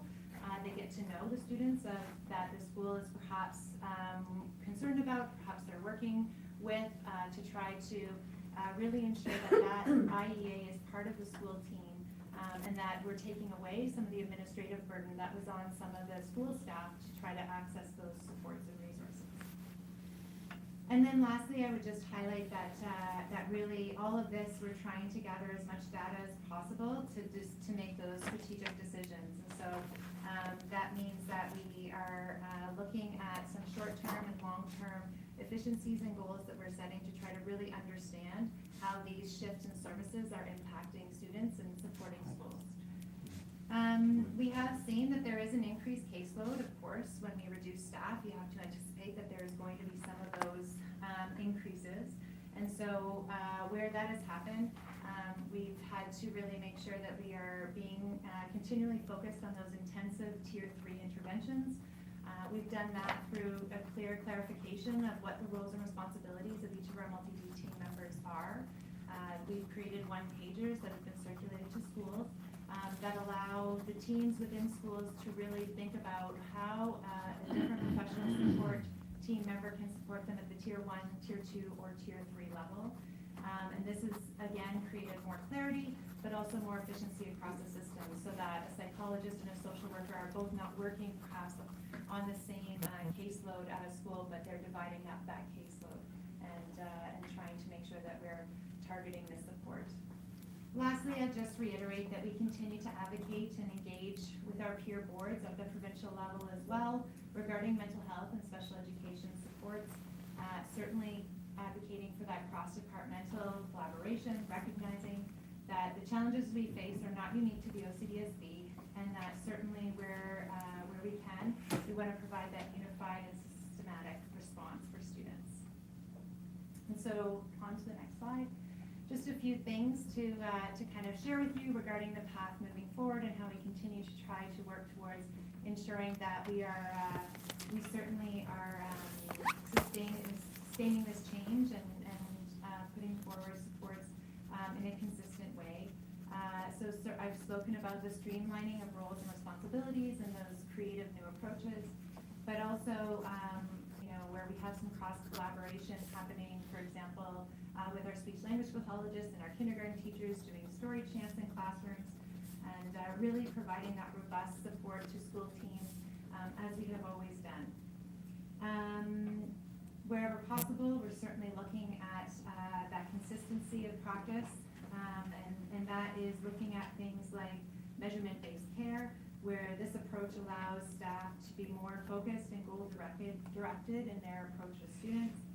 And certainly looking to clarify with using data that we are gathering from our READ department, that's the Research Evaluation Analytics Division, and our own program evaluators to clarify the goals of certain service delivery models that match our intended outcomes. And so through that amount of information, really looking at creating our specialized program class program guides, we're deep into that work to provide not only more clarity for families and who might be seeking to access those sorts of programs, but also clarity for staff about what those programs are and certainly what the expectation is in terms of learning outcomes for students in those programs.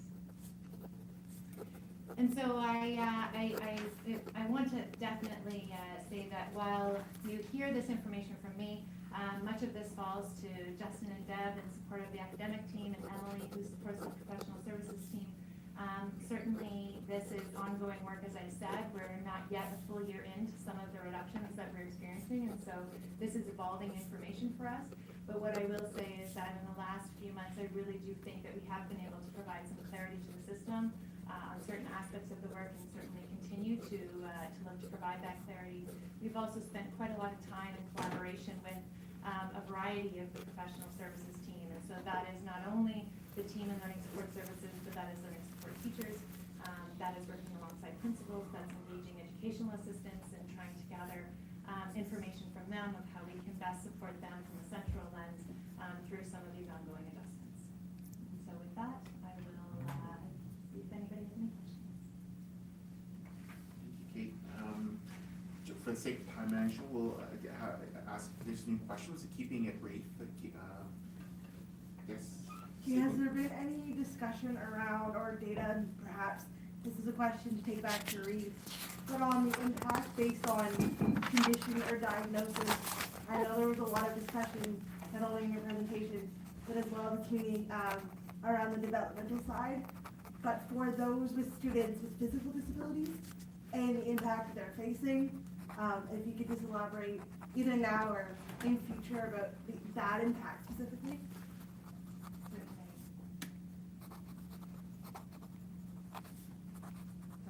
Captured it. So we do have a physical support program in our districts, and that, I mean, I will say that that is very specific. That is not every student who has a physical disability is necessarily part of that program, nor would they perhaps want to be. But certainly, I think that there are aspects within our district from in terms of their academic journey. That's one piece that we continue to look at the outcomes of students in our physical support program, as well as across the district, those who perhaps are having access to certain programs limited. I had the ability to join a group at one of our high schools. They have a student abilities group, and they were sharing with me some of the impact of the physical building, the plant of their building not being accessible, and what that means for them as students. And so I think, in a school board where we have 150 different schools of all different ages, and there are times when we do have to when students encounter an inability to access certain programs because of our buildings, for example. And so I think we're constantly looking at that. We work really closely with our facilities department to make every building as accessible as we possibly can, but there's always room to grow in that area. Thank you. I'll follow up on Melcher.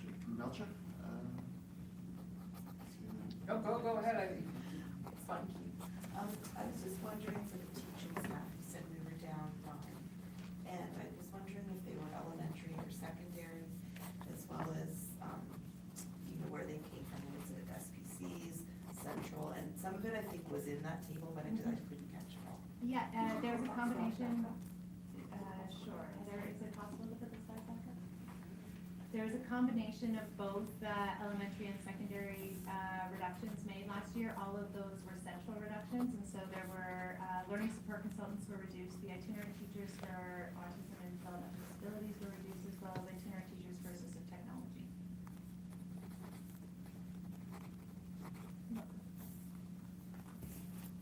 Lindsay?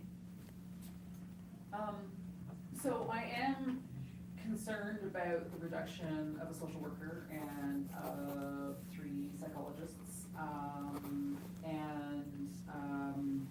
mean, not surprising that this increases the focus on the tier 3s, so of course I'm concerned about tier 1 and tier 2. And I think I'm also keeping in mind that, in the ideal world, there's all schools are good schools in this district. Reality is that some schools have just a greater number of needs in their student body than others, and that affects their ability to cope. And when you have these reductions of these particular groups that are very, very important in helping to manage all that, if they're focused on tier 3, I guess, trying to frame this as a question here, but I think where I'm going with this is, do you have a strategy for evening out the load? And for ensuring that, it's not tier 3 all the time, so that you don't, because naturally what you'd expect is, well, there's gonna be escalation from the other tiers if you don't mind them. Yeah. Any strategies there? Yeah, certainly. So I'll start, and then I'll if Emily wants to add anything, she certainly is very familiar with in particular, the mental health supports. What I would say in terms of strategy is that it is not new to us, where we look at all the schools across the district and the variety of factors that impact those schools, and consider allocations for each of those schools based on a variety of factors. And so that includes the RAISE index, so that's the low income measure. That includes perhaps what we know about a certain site based on feedback that we've received. We work in collaboration with our planning department. When we look at enrollment projections, we're actually given different weighted enrollments based on the number of kindergarten classes they have, based on the number of English-only classes they have, if it's a French immersion site. And so we do have actual enrollment numbers, obviously, that we look at, but we also look at some of these more nuanced pieces of information to help when we're giving out our general allocations for special education support. That is also true when it comes to perhaps the amount of time that a social worker might be assigned to one school over another. So when there are specific factors that we're familiar with, that we're aware of, and I would say that we have pretty good intel from our principals. They certainly keep us informed about the many nuances that are going on at their specific site. When it comes to EA allocation, the same is true. We get very specific information from all of the schools to help us determine what allocations we can provide within the resources that we have. And so when I hear the word strategy, I would want to reassure you that there's a lot of strategy that goes into how the current allocations we have are distributed across the district. When it comes to that balance of tier 1, tier 2, tier 3, that is certainly something we're also constantly thinking about, knowing that if we can get to the upstream work, if we can get to the work that is proactive, we're spending less time in that reactive nature. I'll be really honest with you, I don't think this is because of the cuts. I think that we do spend a lot of time in reactive mode, and we talk a lot about how we can shift that. I don't know that right now we are doing a great job at that. There are a lot of proactive strategies that we have, but you're right, we do spend a lot of time in that reactionary mode, and we are thinking about how and what we can be doing to be shifting that constantly. I think there are a lot of proactive strategies we do have in place. I will say that. For example, our that shift in the central IEA model is one that has really allowed us to spend a lot of time running small groups, for example. Kids have stress too, in classrooms with educators. So while our team member might be running that, it's alongside a teacher who is then continuing the work through the week. That's a really solid example where a tier 1 strategy, every student can benefit from a group about stress, and then within that group we might find a smaller, more targeted group of students who needs a little bit more directed social skill development, for example. So I think that there are a lot of proactive things that we are doing. Certainly our tier 3 interventions is one where we do find ourselves focusing a lot of time on. Do you want to have anything? Yeah, I mean, Kate said so much of what I was thinking, so that's wonderful. But, Sorry. not at all. No, I think the itinerant educational assistants, I would say we're very fortunate in our board to have them in that they are doing a lot of that tier 1, tier 2 work. So as Kate mentioned, at the elementary level, they're doing Kids Have Stress Too, they're doing Roots of Empathy, et cetera. At the secondary level, our IEAs have, 2 schools, most of them, and so they are really focused on doing groups, healthy relationships groups, education in the classroom, school-wide activities around belonging and mental health awareness. So we are fortunate to have those pieces and those people doing the work. The other thing that I would just note is School Mental Health Ontario really recognizes that provincially, that's what's happening in schools. So that the mental health staff are really caught in those tier 3 pieces of work due to the complexity of needs that we are seeing. And so they're starting to offer trainings to student support staff so that we can build the skills of, in our board, it would be our IEAs, in order to deliver those pieces of work that previously were, they talked about doing from mental health professionals. So I think that adjustment too has been really, really beneficial for us, and we're leaning into some of the opportunities as well.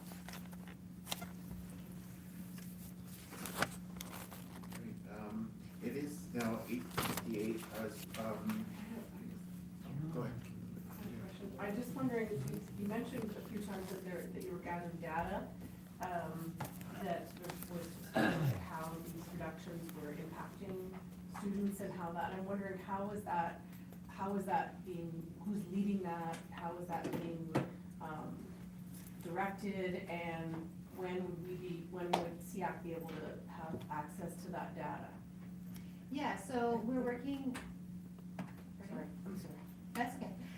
So we're working in collaboration with research, the READ division, as well as with our own program evaluators, specifically looking at education outcomes for students in our specialized program classes. And so I would say that right now we are in the process of trying to really understand, for example, how many of our specialized program classes are running specific empower groups, and how many of those students are being successful in that. So that is, so looking a little bit more deeply at the outcomes for students in those specialized program classes helps us to understand, are those current programs effective? Do we need to be tweaking the program? Do we need to be more directive in saying all of the programs need to be doing this particular thing at this particular time? All of that is in the information gathering stages, so that we can, again, be providing more targeted intervention in those very specialized supports. Mr. Chair, I just a quick question. Can you just remind the SEAC about, for the reductions that you've been discussing in the last bit, what were the budget savings over the prior year associated with those changes? So the last year, we had 8 million at the year end for 24-25. We had $8 million deficit. That was actually a $17 million deficit because we had a $9 million in-year one-time deferred revenue that we were able to put. So. So these measures were $8 million. No, so $17 million compared to this year, our revised estimates have us about $14 million deficit. So there's about $3 million savings, I suppose, that was offset with these reductions and with some others. So about $3 million. Just as a comment, particularly for our new members of the committee, the approach that we're taking this year with the student-focused resource optimization project is to find $15 to $20 million in operating savings outside of the classroom and outside of the mandate of learning support services and special education. So that's not part of the current budget framework and process that we're working towards. And as well, to your point, Sydney, about the facilities, we're also disposing of unused facilities. That money does not go back into learning support services or to offset these reductions, but they go back into the capital budget. And our priority is ensuring that, to the extent possible, not only are our facilities, at the highest possible grade, and that they, the water is safe, and that the climate is conditioned, but also that they are accessible. So additional funding is going towards that priority. Mr. Chair, back to you. It's now 9:01. Wanted to know if everyone's comfortable with extending this meeting by 15 to 20 minutes.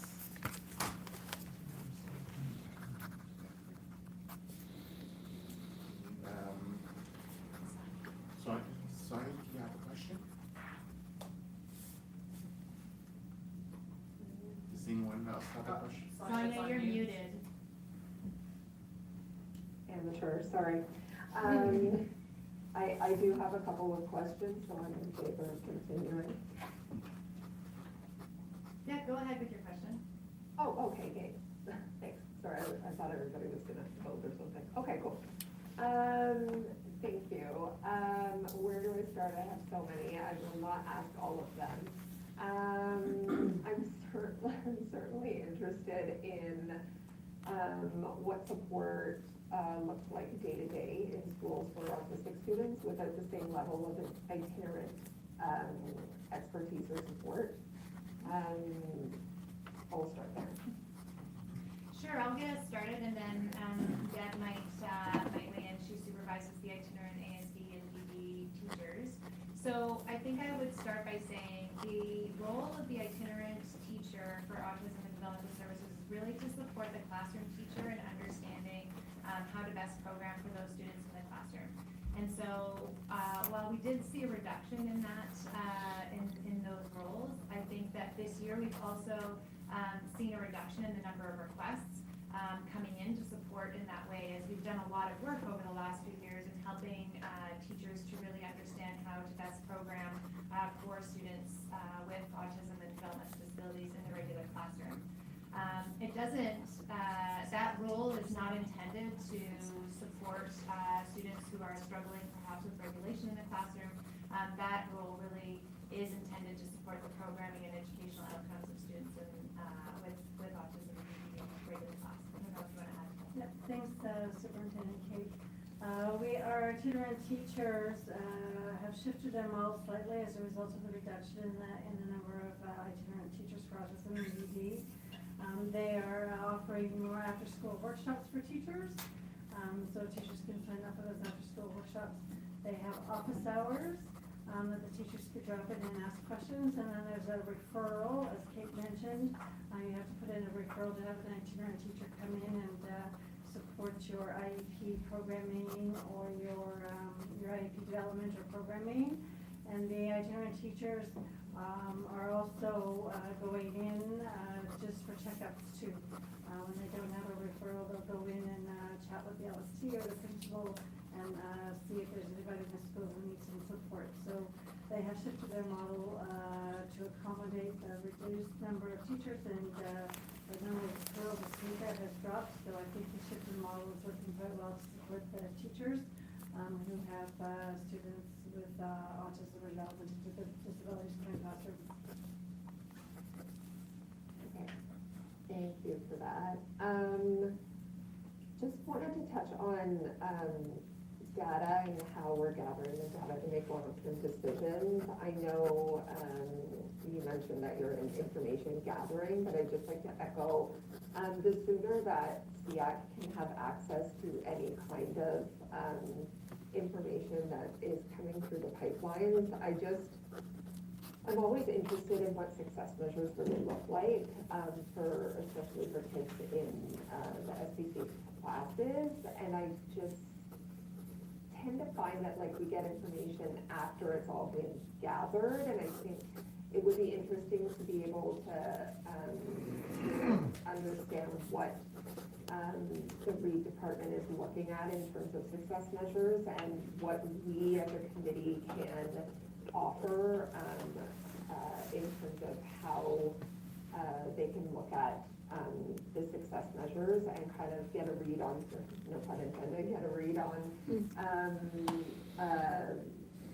on that ahead of time instead of kind of it's been researched, here's the results, well, where we can sort of have an impact on where that research is taken. So that, I guess that's more of a comment.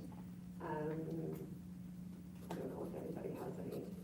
Yeah, fantastic suggestion. Yeah, fantastic suggestion, and happy to bring back to the committee some of the outcome measures that we're looking at for discussion. I guess I'll just rephrase, there's not research happening about what's happening. The data collection is around kind of what the outcomes of students are. So just to be really transparent, that we're not researching what is perhaps best practice or something like that. Right, fair enough. It's data collection on what success looks like in an SPC, right? Yeah, and so happy to bring back what we have generated as kind of what we're looking to gather data about, and if there's stuff that's missing, I'm happy to hear from the committee that we could, is there ways that we can gather that data. Yeah, I mean, there's so many different kinds of classes and so many different types of students that fit within those classes and even without those classes. Like, what does success really look like, right? If success in a ASD classroom is different from a GLP classroom, for example. So those are the kinds of things I think that we could probably, it would be great to understand, but also weigh in on from our different perspectives from our organization. So I appreciate that. Yeah, I think that's what you can anticipate when it comes to us providing more clarity through those specialized program class program guides. That's the intention, is to truly do that. So you can anticipate having those, certainly as a way to help us ensure that we're capturing all of the benefits of those programs for students. Okay. I had one last, I have many, but I'll leave it with one last question. I was just wondering, last meeting I asked about, the classes that were open, the number of SPC classes that were open, and how many were being proposed to close, or how many are being closed.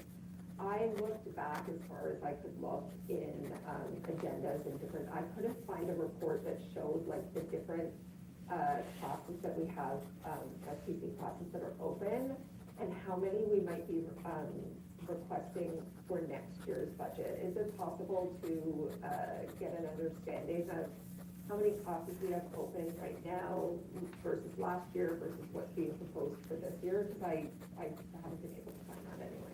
Yeah, that's coming up in the next presentation. Okay. Thank you. No problem. I think so. The impression I got was that people are ready, they would like to carry on with the meeting. I now call upon Superintendent Stout and General Manager Bala to provide information on planning for special education academic staffing for the 2026-2027 school year.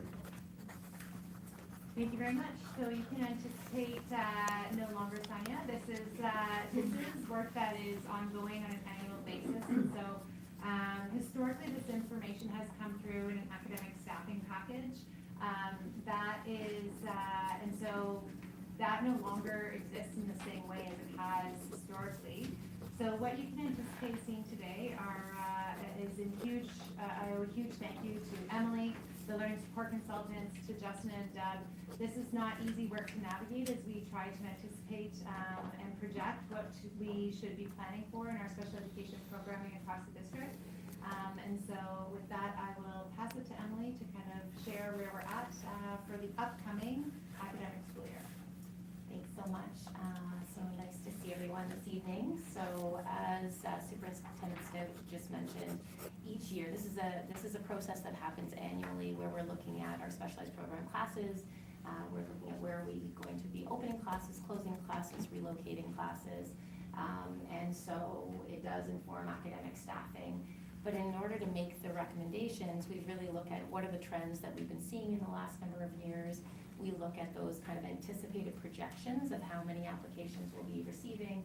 And we, of course, look at the current number of students in the SPCs and where are some of our open spaces, of course, in our SPCs for the year. So what I will say is I'll let you know certainly what our changes are for the year ahead.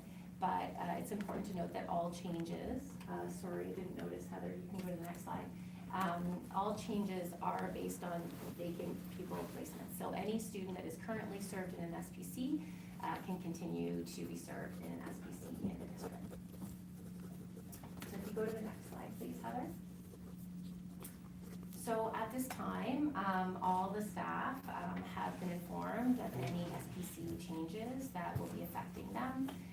And families are receiving calls to offer new placements when needed. You will see that when it comes to elementary, there is a reduction of 6 classes, including 2 gifted, 1 behavior intervention, 2 learning disability specialized intervention program, and 1 reduction in primary special needs program. At the secondary level, we have 3 class closures with 1 dual support program, 1 reduction in behavior intervention program. We have a decrease in our developmental disabilities program. However, you heard from Stephanie King and Deb Lyon about the new project search. So some of that is a redistribution of those resources to that new exciting initiative. You will also see that we actually have an increase. We're going to be having an opening of a new autism program at the secondary level. So in determining these decisions, as mentioned, we are looking at trends, we are looking at kind of the current needs. Certainly overall, we are seeing a slight decrease in applications to specialized programs with the exception of the developmental disability program and the autism spectrum disorder program.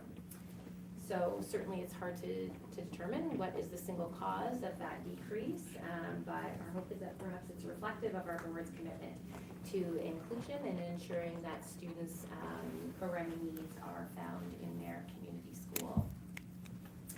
So at the elementary level, we do continue to see wait lists in our GDP and our ASD programs. Wait lists at the secondary level remain minimal across all specialized program classes.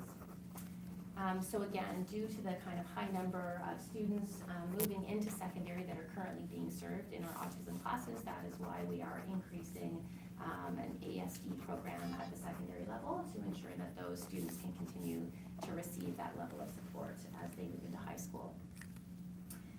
To better support our DDP students, recognizing that that is where we do see some wait lists, we have our wonderful learning support consultants that are working really closely together. So the LSC for our general learning program, our developmental disabilities program, and our autism program are really collaborating to review student profiles and to work together to see what is the best placement for this learner at this time, and recognizing that there could be some fluidity in that movement between SPCs as needed.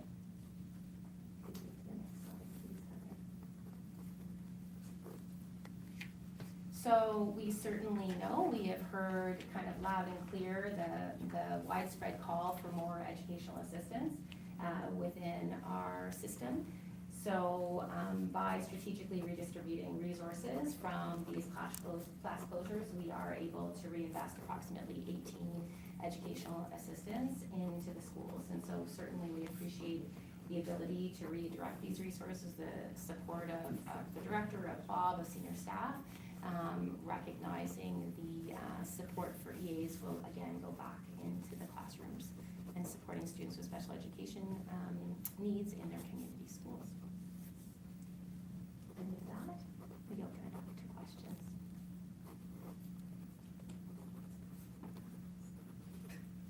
Are there any questions? Lindsay? Question about the gifted classes in the elementary. So 2 gifted classes reduced. Is there anything left? I actually don't know how big the program is, but I do know folks who have sort of felt like, because where it's located, the program's located, it's almost, I know folks who feel as though there's an attempt to almost discourage gifted, like the gifted program based on location and stuff, so you might be seeing lower enrollment, but anyway, what's it look like now? Sure, so I'll get us started. So we have 10 gifted programs at the elementary level across the district. And so the reduction of 2 is really based on those vacant pupil placements. So I think that's really critical to recognize that to staff a program where we don't have the numbers of students applying to the program is not efficient or effective use of resource. And so in particular for the gifted program, that is the reality. We probably could close more, but we recognize that there's we recognize that we're not trying to decimate a program. We want to make sure that that the program is still viable and still offered. However, we do anticipate closing the primary gifted program and one of the intermediate classes based on vacant pupil placements. Are any of those classes located centrally? The gifted program? Yeah. Yes. Okay. The primary gifted program is located in Canada, that is true, and that is the feedback that we have been offered. However, That's what I know about. Yeah. we have 1 primary gifted class, and this year we have, I think, 4 students in it. So I think we need to be realistic about, is that a viable program for that group of students, first of all? Second of all, is it, location, I don't think location is a determining factor in that particular situation. Justin, do you want to comment? No, location wasn't. I think that previously staff put that class in that location for a specific reason, because there were lots of referrals for that particular, in that zone, in that area. So we're seeing a reduction in referrals. We also have a junior class at that location, and so the thinking at that time was that they would be able to stay in one school location.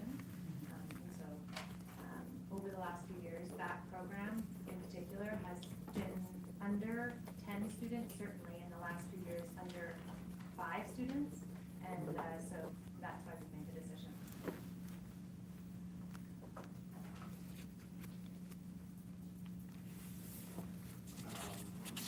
Yes. Oh, no, I think Ian was for next. Ian was next. No, go ahead. Ian, go ahead, Ian, you're next. Okay, my question is based on, so we did answer a little bit of it with the gifted program.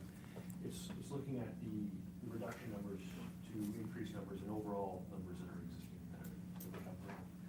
So the question that I have is, with the programs that we have available, are we measuring the amount of requests coming in from across the city and then basing that on location, or are we just basing that off of what's going back into that location itself?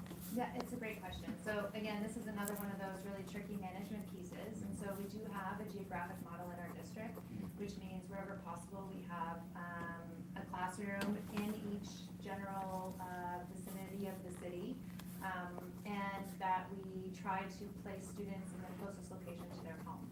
And so we do on an annual basis go through a review of where those classes are located, but moving our specialized program classes is also not an easy thing to be doing. So we try not to disrupt that apple cart too much, just given the amount of energy and effort and school identity that comes with for our school staff and all of those pieces in supporting a specialized program at their site.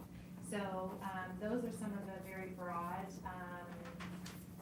things that we consider, but typically, while we do have some location changes next year, typically those are done really from a operational decision-making, and we try to minimize that as much as possible.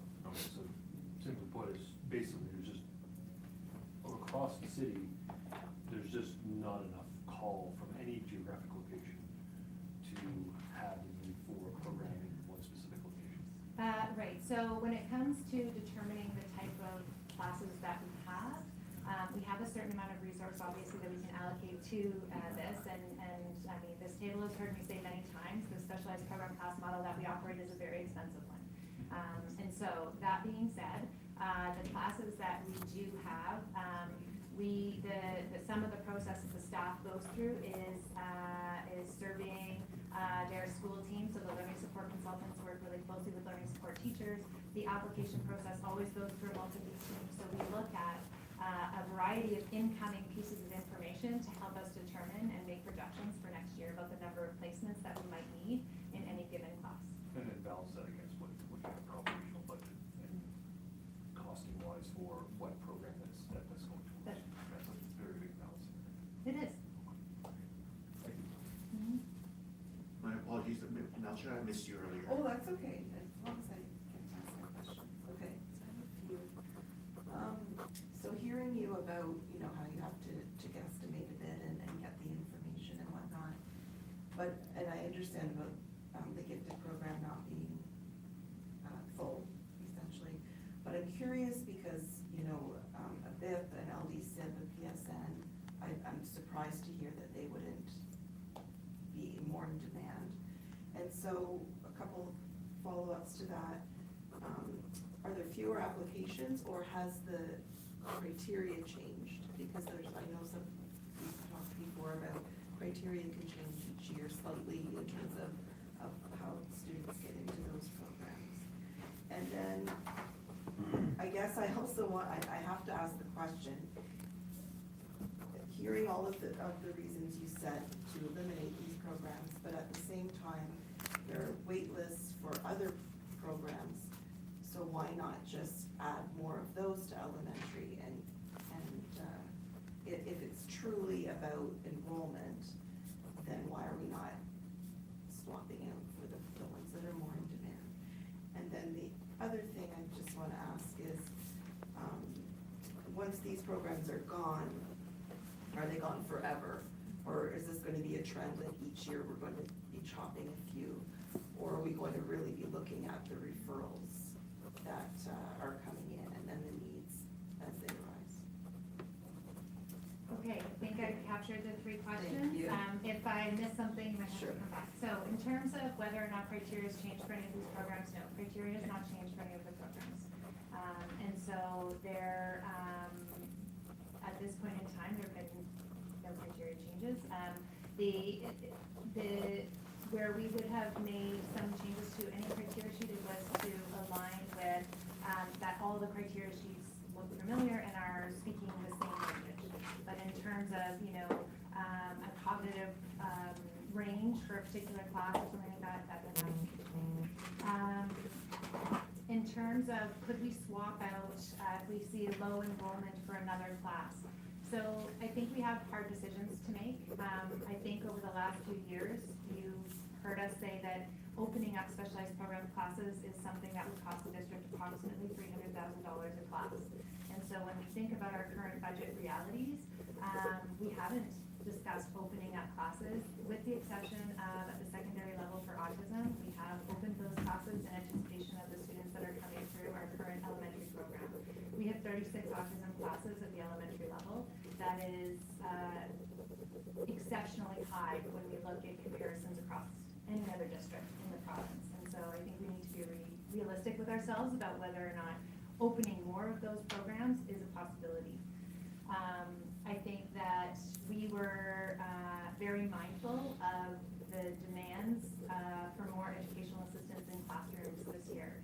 And so one of the ways when we are looking at how to generate, kind of offset some of those costs when we see vacant pupil placements in our specialized program classes, that is a way that we can reinvest those resources into regular classroom supports to help ensure that we're trying to address that demand, while acknowledging that there are not students to fill those current specialized program classes. When it comes to future decisions, I can't speak to where we're going to be in the future. I can say that right now, I do believe we're in a little bit of a right-sizing situation for some of our specialized program classes, and I don't think that we're going to find ourselves terribly unbalanced with these changes.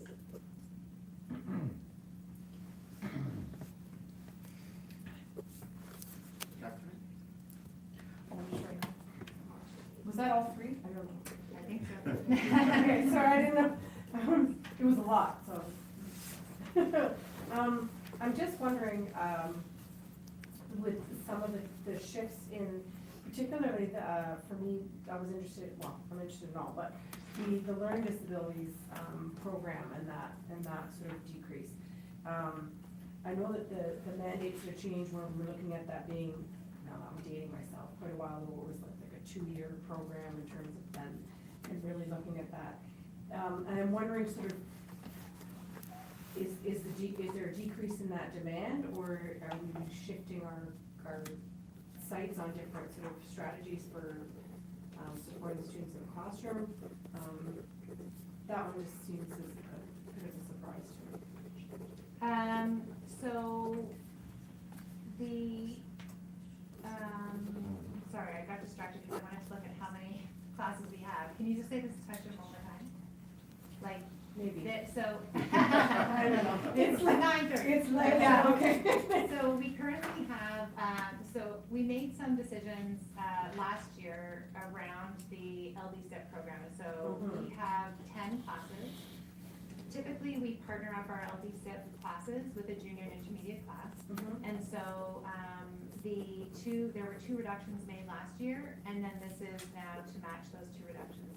When it comes to our approach for students with learning disabilities, I will say that in general, a student with a learning disability, we are able to support that type of learner in the regular classroom, and so the intention is really to have students moving through that program, as you mentioned. That is still the intention.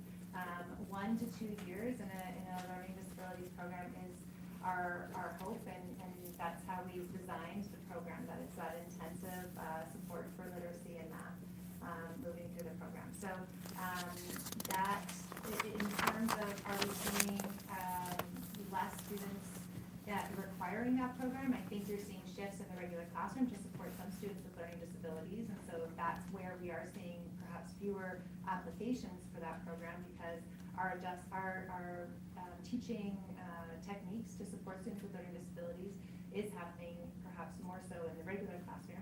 That being said, this program will still be available and through the same application process with the intention as it is currently standing today.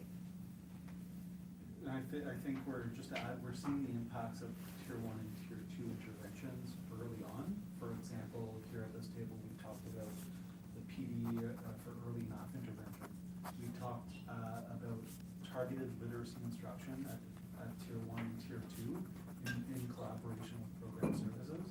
I'm not that far removed from a school where seeing that professional development, resource allocation, but also the teaching from those early years in supporting the growth and development within a community school. That's all happening.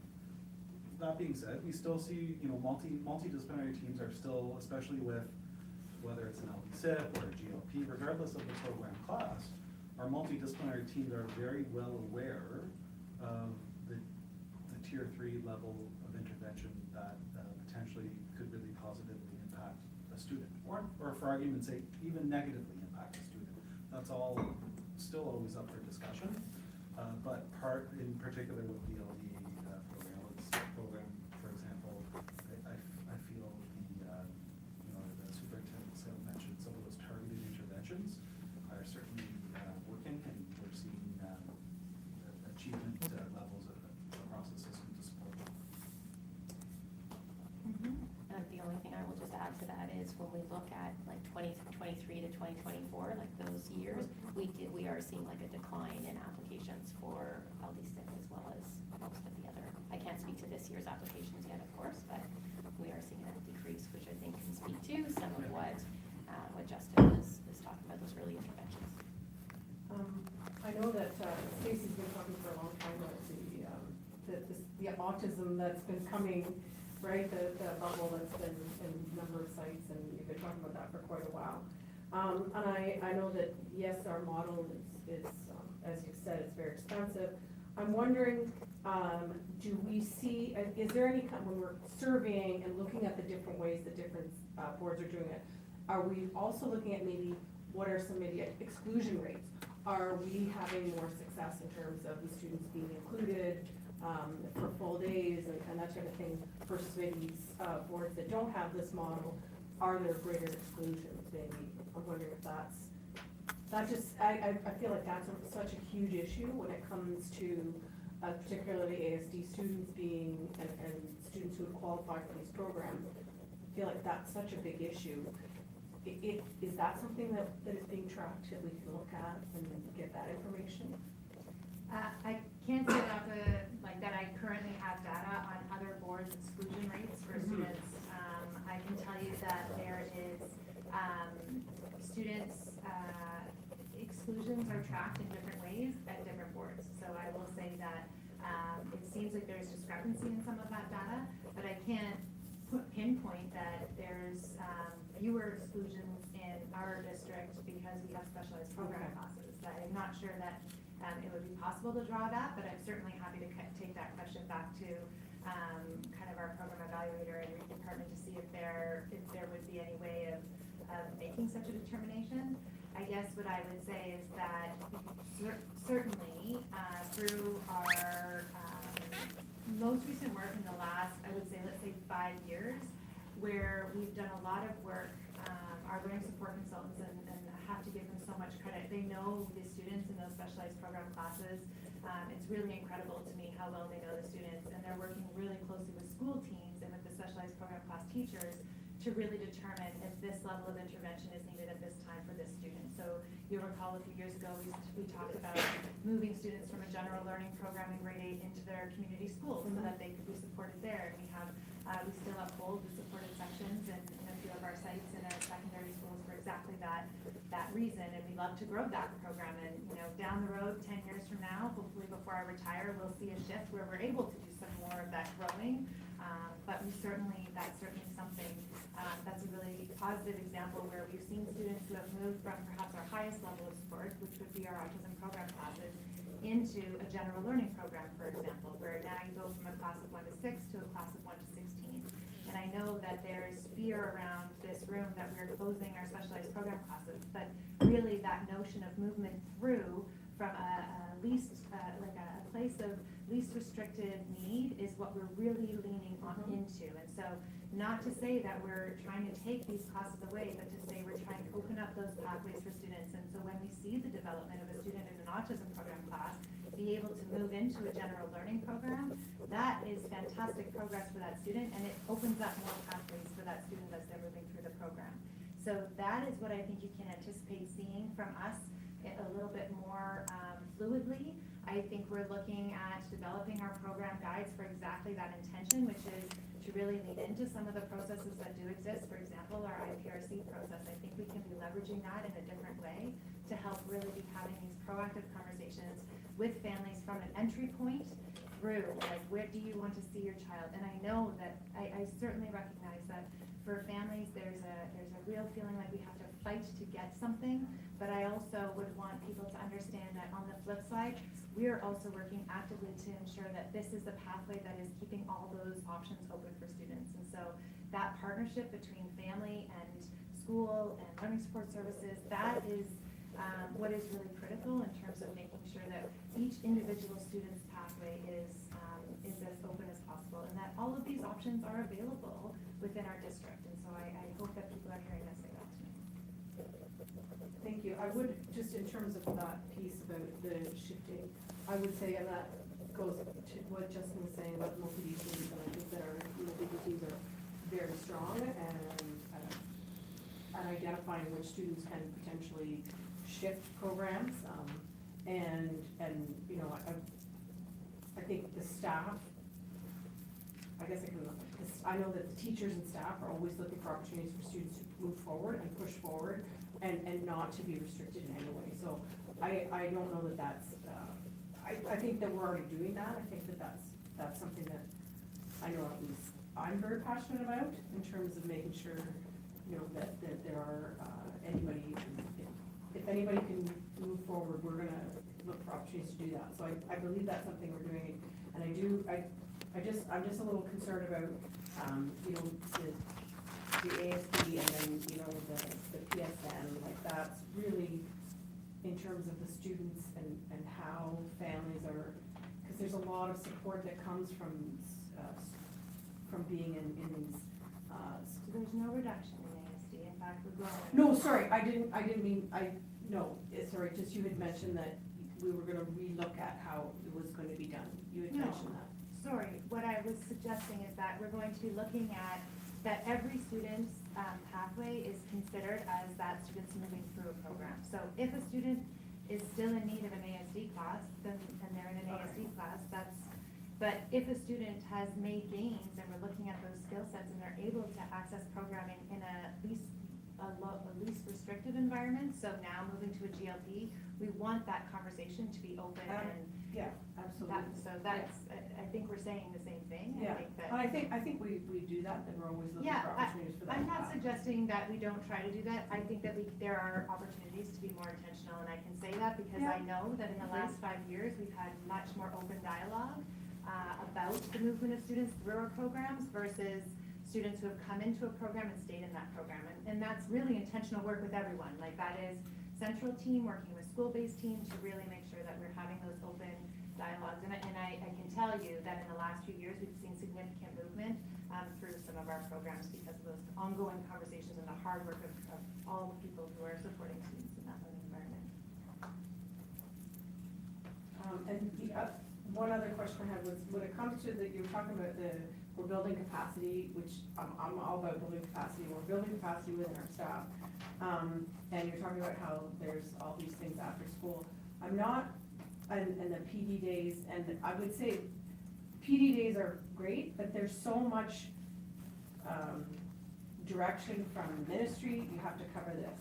There's the board. You have to cover this. You have to cover that. You have to cover this. You have to do this training and that training.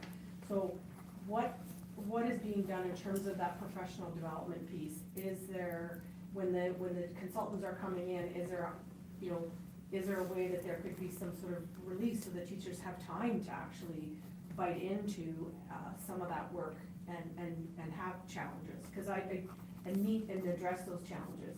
Cause I would say that's, I'm concerned that everything is sort of like after school or just on those PD days, cause the PD days are, you're honestly, you're just, like your head's spinning, cause you have to cover this, you have to cover that, you have to cover this, and your head's spinning, and there's no, you know exactly. And so there's no really opportunity to kind of sit down and like figure it out, do you know what I mean? Like it's just so, and so I'm wondering how we could maybe, and maybe this is, something that you can bring back to the ministry, is how can we make sure that those PD days give us an opportunity to actually develop PD and develop ourselves as opposed to just being spoken to. And I think that's a big challenge. Yeah, and certainly we hear that, and, you know, we are provided with that feedback often, and so you're right, there are balancing those demands. When it comes to, what we're hoping is that within each of those very directed PD days, there's also opportunity to, while the direction might be, something to do with literacy or math, that we're able to then as a school team really dig deeper into what each of those school level needs are, and certainly those days can be quite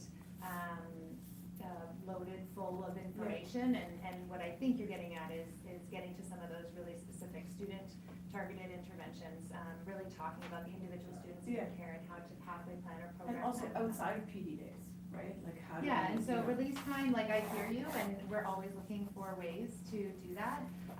That of course is also a bit of a challenge for us at this point in time.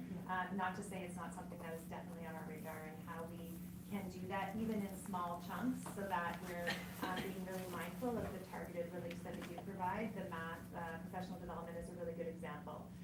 That's specifically money that the ministry provided around early math intervention, and so working really closely with learning support teachers to be released with classroom teachers to do that is specific, targeted. Let's look at the kids in your class who are on a math IEP and how we're providing that support. That's a concrete example of where that does exist. I will say that that is specific funding allocated for that, and so obviously we use it for that, but we don't have a lot of that kind of opportunity necessarily within the current structures that we have. If I can just make a quick comment, Catherine, as you're aware, we recently had a staff engagement survey, and our research team has been analyzing the really rich data that came from that, and certainly one of the significant themes that did arise from that is the delivery of PD. So I can tell you that we have shared initial results with our system leaders, with principals, and in very initial conversation with the federation presidents, with more discussions to come.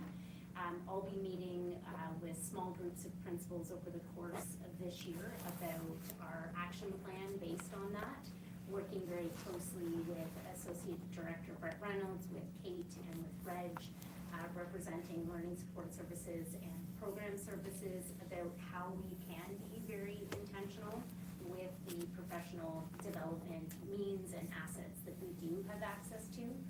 And although they're small decisions, even some of the thinking that went into the school year calendar for next year in terms of where PD days are placed across the school year, we think is important. Like, what are the conditions that when staff is available and ready to engage in that type of thing?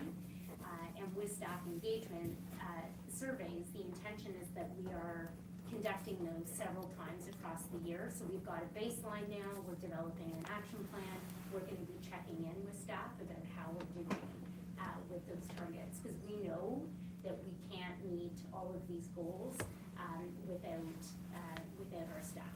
So it is our commitment that we are doing that work together, because it is a constant evolution.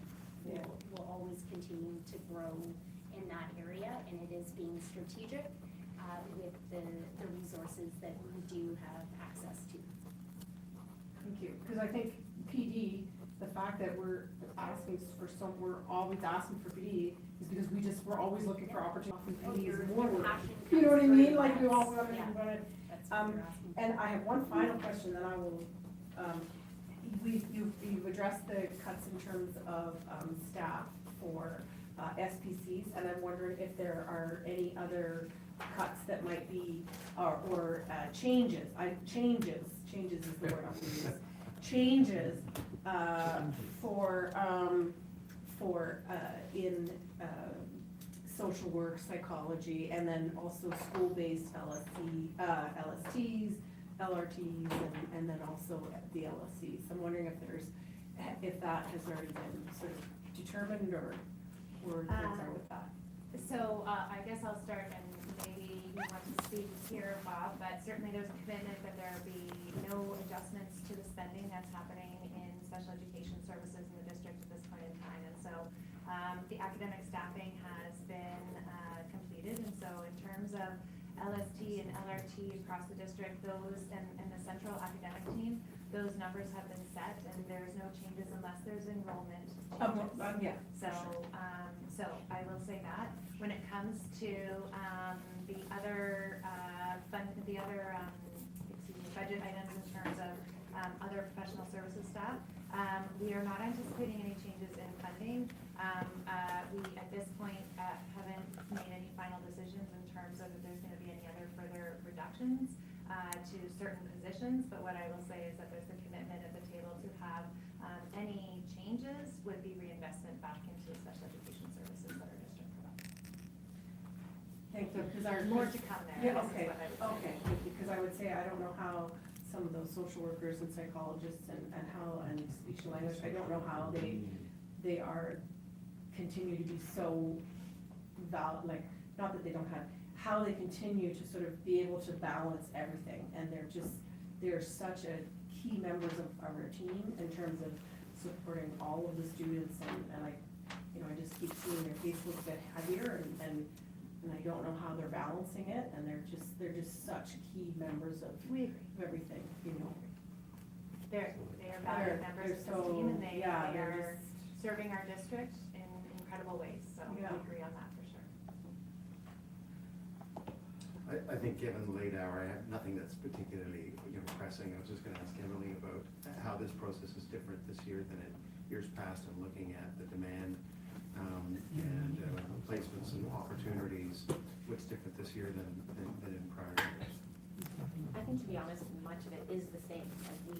Every year we're looking at those trends, we're thinking ahead, we're coming up, trying to come up with creative ways. I think, again, the benefit this year of being able to reallocate those EAs back into the system, that is new, and so we're excited about that reinvestment, for sure. So the bottom line might be we're taking 12 more FTE positions where we weren't making full utilization of their abilities and of their time, and we're putting it into 18 educational assistants in the classroom. So it's a reinvestment to get a better outcome.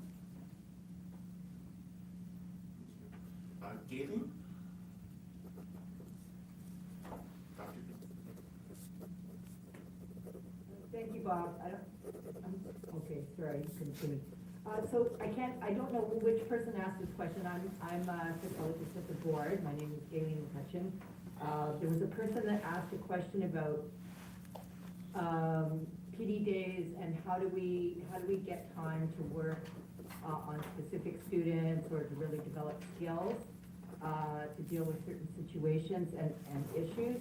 And I think one thing that we are doing, and I think we are doing very well, is the multidisciplinary team meetings where students of concern are presented and there's ongoing dialogue and discussion about what would be useful to try with that student. And that's, the teacher may be there if the principal can provide the release time, or the EA or the learning support teacher will take the suggestions and then go back and talk with the classroom teachers. So that is something that we are doing now on a regular basis. Is there any more questions? I have a couple quick ones. Sonia? Go ahead, Sonia.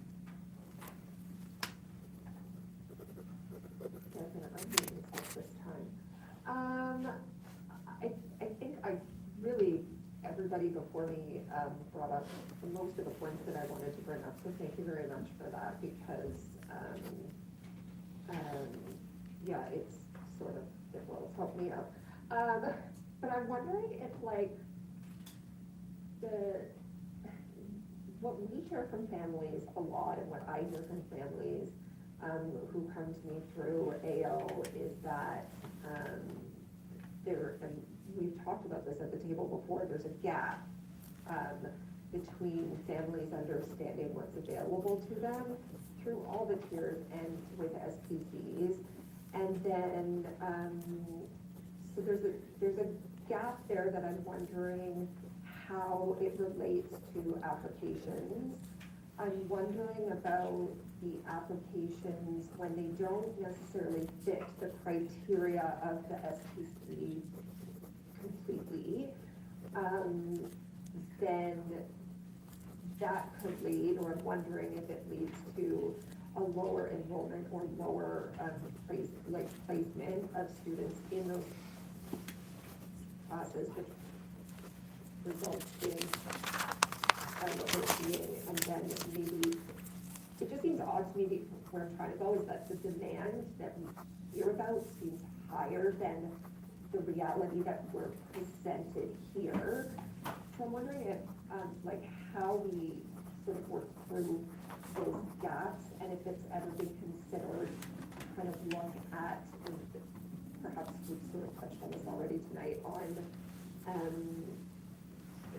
looking at the classes and seeing, is there some way where we can zero in on parts of applications that are coming through that don't fit that, but we're seeing a lot of requests for XYZ over here, but it doesn't fit what we have. Are we looking at what we have to kind of mold those sort of requests? That's my train of thought right now. Thanks, Sonia, and I think,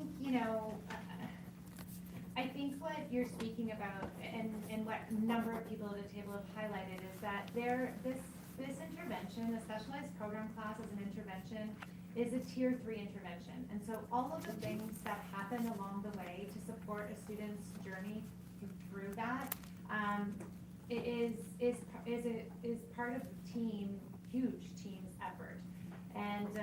And so when we hear about a student, for example, not meeting criteria for a class, I'm not sure we could create a class for every student who doesn't meet criteria. I think part of the service delivery model we have, and you've heard me say it before, we have 11 different types of program classes in our district.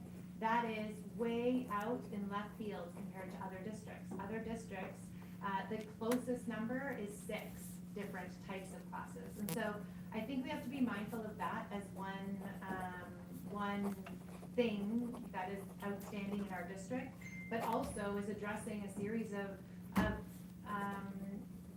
concerns that have been brought forward in the past, that we want to ensure those services are still available for the variety of student needs that come forward in our district. And so we maintain those 11 different types of classes for those reasons, to ensure that there is diversity in availability of placements in a variety of specialized program classes that this community has said is important to us. And so I think it's, when there are students who don't meet criteria for a particular class, I'm not sure the solution is find a new class for the student.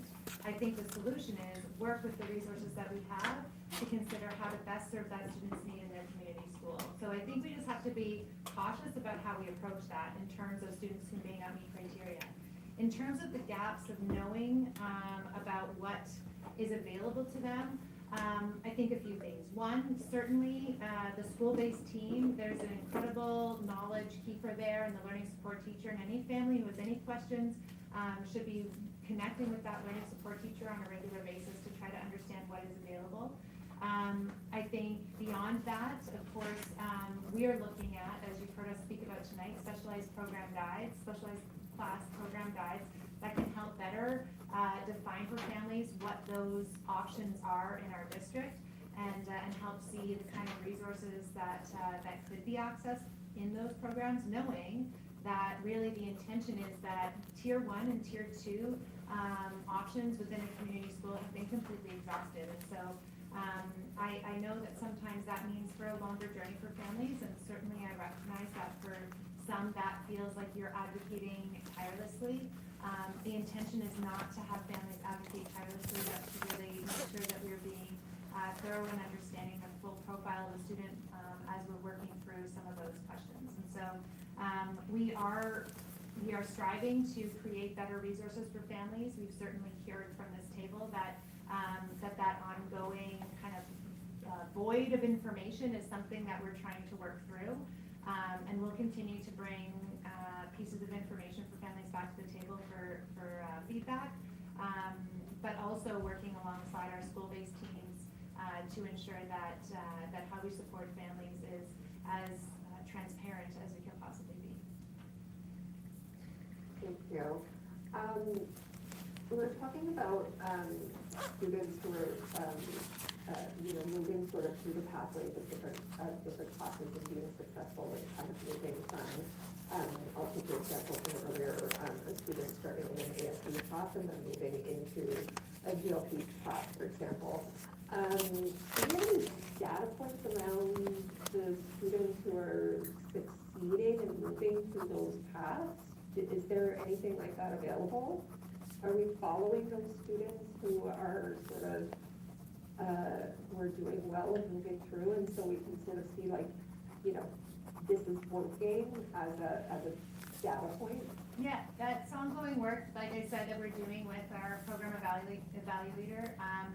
And I think some of those, it's challenging for us sometimes to share all of this, like some of the data, like number data with you. We often have to share it in a narrative way that, because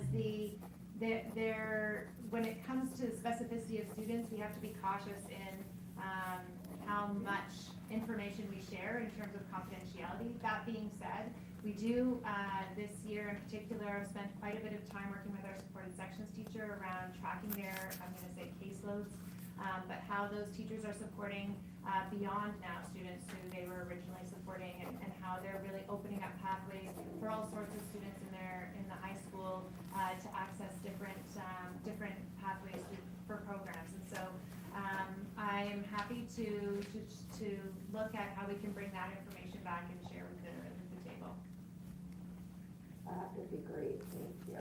And I just wanted to confirm, I think I know the answer, but I just wanted to confirm that students who are in any of the programs that are receiving reductions, they still continue on, they just get moved to another classroom, for example, like if a child was in the primary special needs program, that's what we're saying, they would still be in a PSN classroom, they would just move to a different location. Any student who currently has a placement in a specialized program class will continue to have access to a placement. Thank you.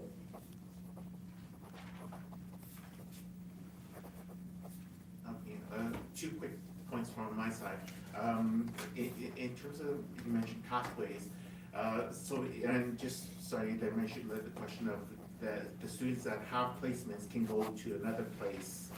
Is that with a specialized bus that would they have transportation guarantee to take them to the other location? Yes. Okay. In the case where the student doesn't, the parents decide they would rather have the student go instead of into the other placement to a regular school. Are there many cases like that? Or there are? Are there many cases or are there enough, like, my question is like, is it in the sense like, say, gifted, for example, if they move into a regular mainstream and they're gifted, we're talking about sometimes 1 out of 1,000, like in the 99.9th percentile. And so we had last year a presentation, for example, math. The program is designed to be able to, in one grade level, to make the math accessible to the 99th percentile of breadth, in one direction or the other. But if you have these gifted kids and you have 70,000 students in the school board, there's going to be students that are in the 99.5th or 99.9th percentile or higher, and whether it be math or literacy skills or other skills, and whether they're able to, whether we have developed for the teacher that's going to welcome these students, they have the resources to welcome the student well and in a healthy way. So I don't know if you're asking specifically about gifted or just in general how we support educators supporting the diversity of learners in their classroom. Certainly, that's where we do lean into some of our itinerant teachers, where a teacher has identified, a variety of learning needs within their classroom that they are wanting to ensure they are meeting the needs of all those learners. They can draw upon a central service to kind of review some of those programming options. Certainly, we have learning support consultants for each of our specialized program classes, and so they would also be able to consult with a teacher who has a gifted student learner in their classroom, and they're wanting to ensure that they're meeting that student's learning needs along with all the other learning needs in their classroom. So I guess I would say that we sometimes that happens in an ad hoc kind of way, a teacher reaching out, or perhaps a principal recognizing that we have a high needs class here, so we need to kind of think through a few things differently, but that's where we would deploy our central team to go and support with some of those programming options. And then second point, in terms of success for special needs, I was reading another article just the other day about, and this is in line with early needs for mainstream learning. There's a lot of emphasis at our school board and the Ministry of Teaching, putting a lot of emphasis on early years learning so that kids can succeed more successfully along the years of schooling. What about special needs? Putting a lot of emphasis on early years, right from early kindergarten, getting the accommodations, the recognition that they have special needs, and providing those supports and getting them placed and the most students possible that do need them, so that way their brains develop the best possible way and or all the other skills that they need. So that way the risks are mitigated, the needs, just in general, everything that their needs are developed as most successfully possible, maximized over the years. Is there more that can be done, and along with the ministry or along with CHAO and things like that can be even preparatory before starting school? So I think that we do have a variety of early intervention mechanisms, I'll say, kind of set up to kind of help identify those needs, and certainly work in collaboration.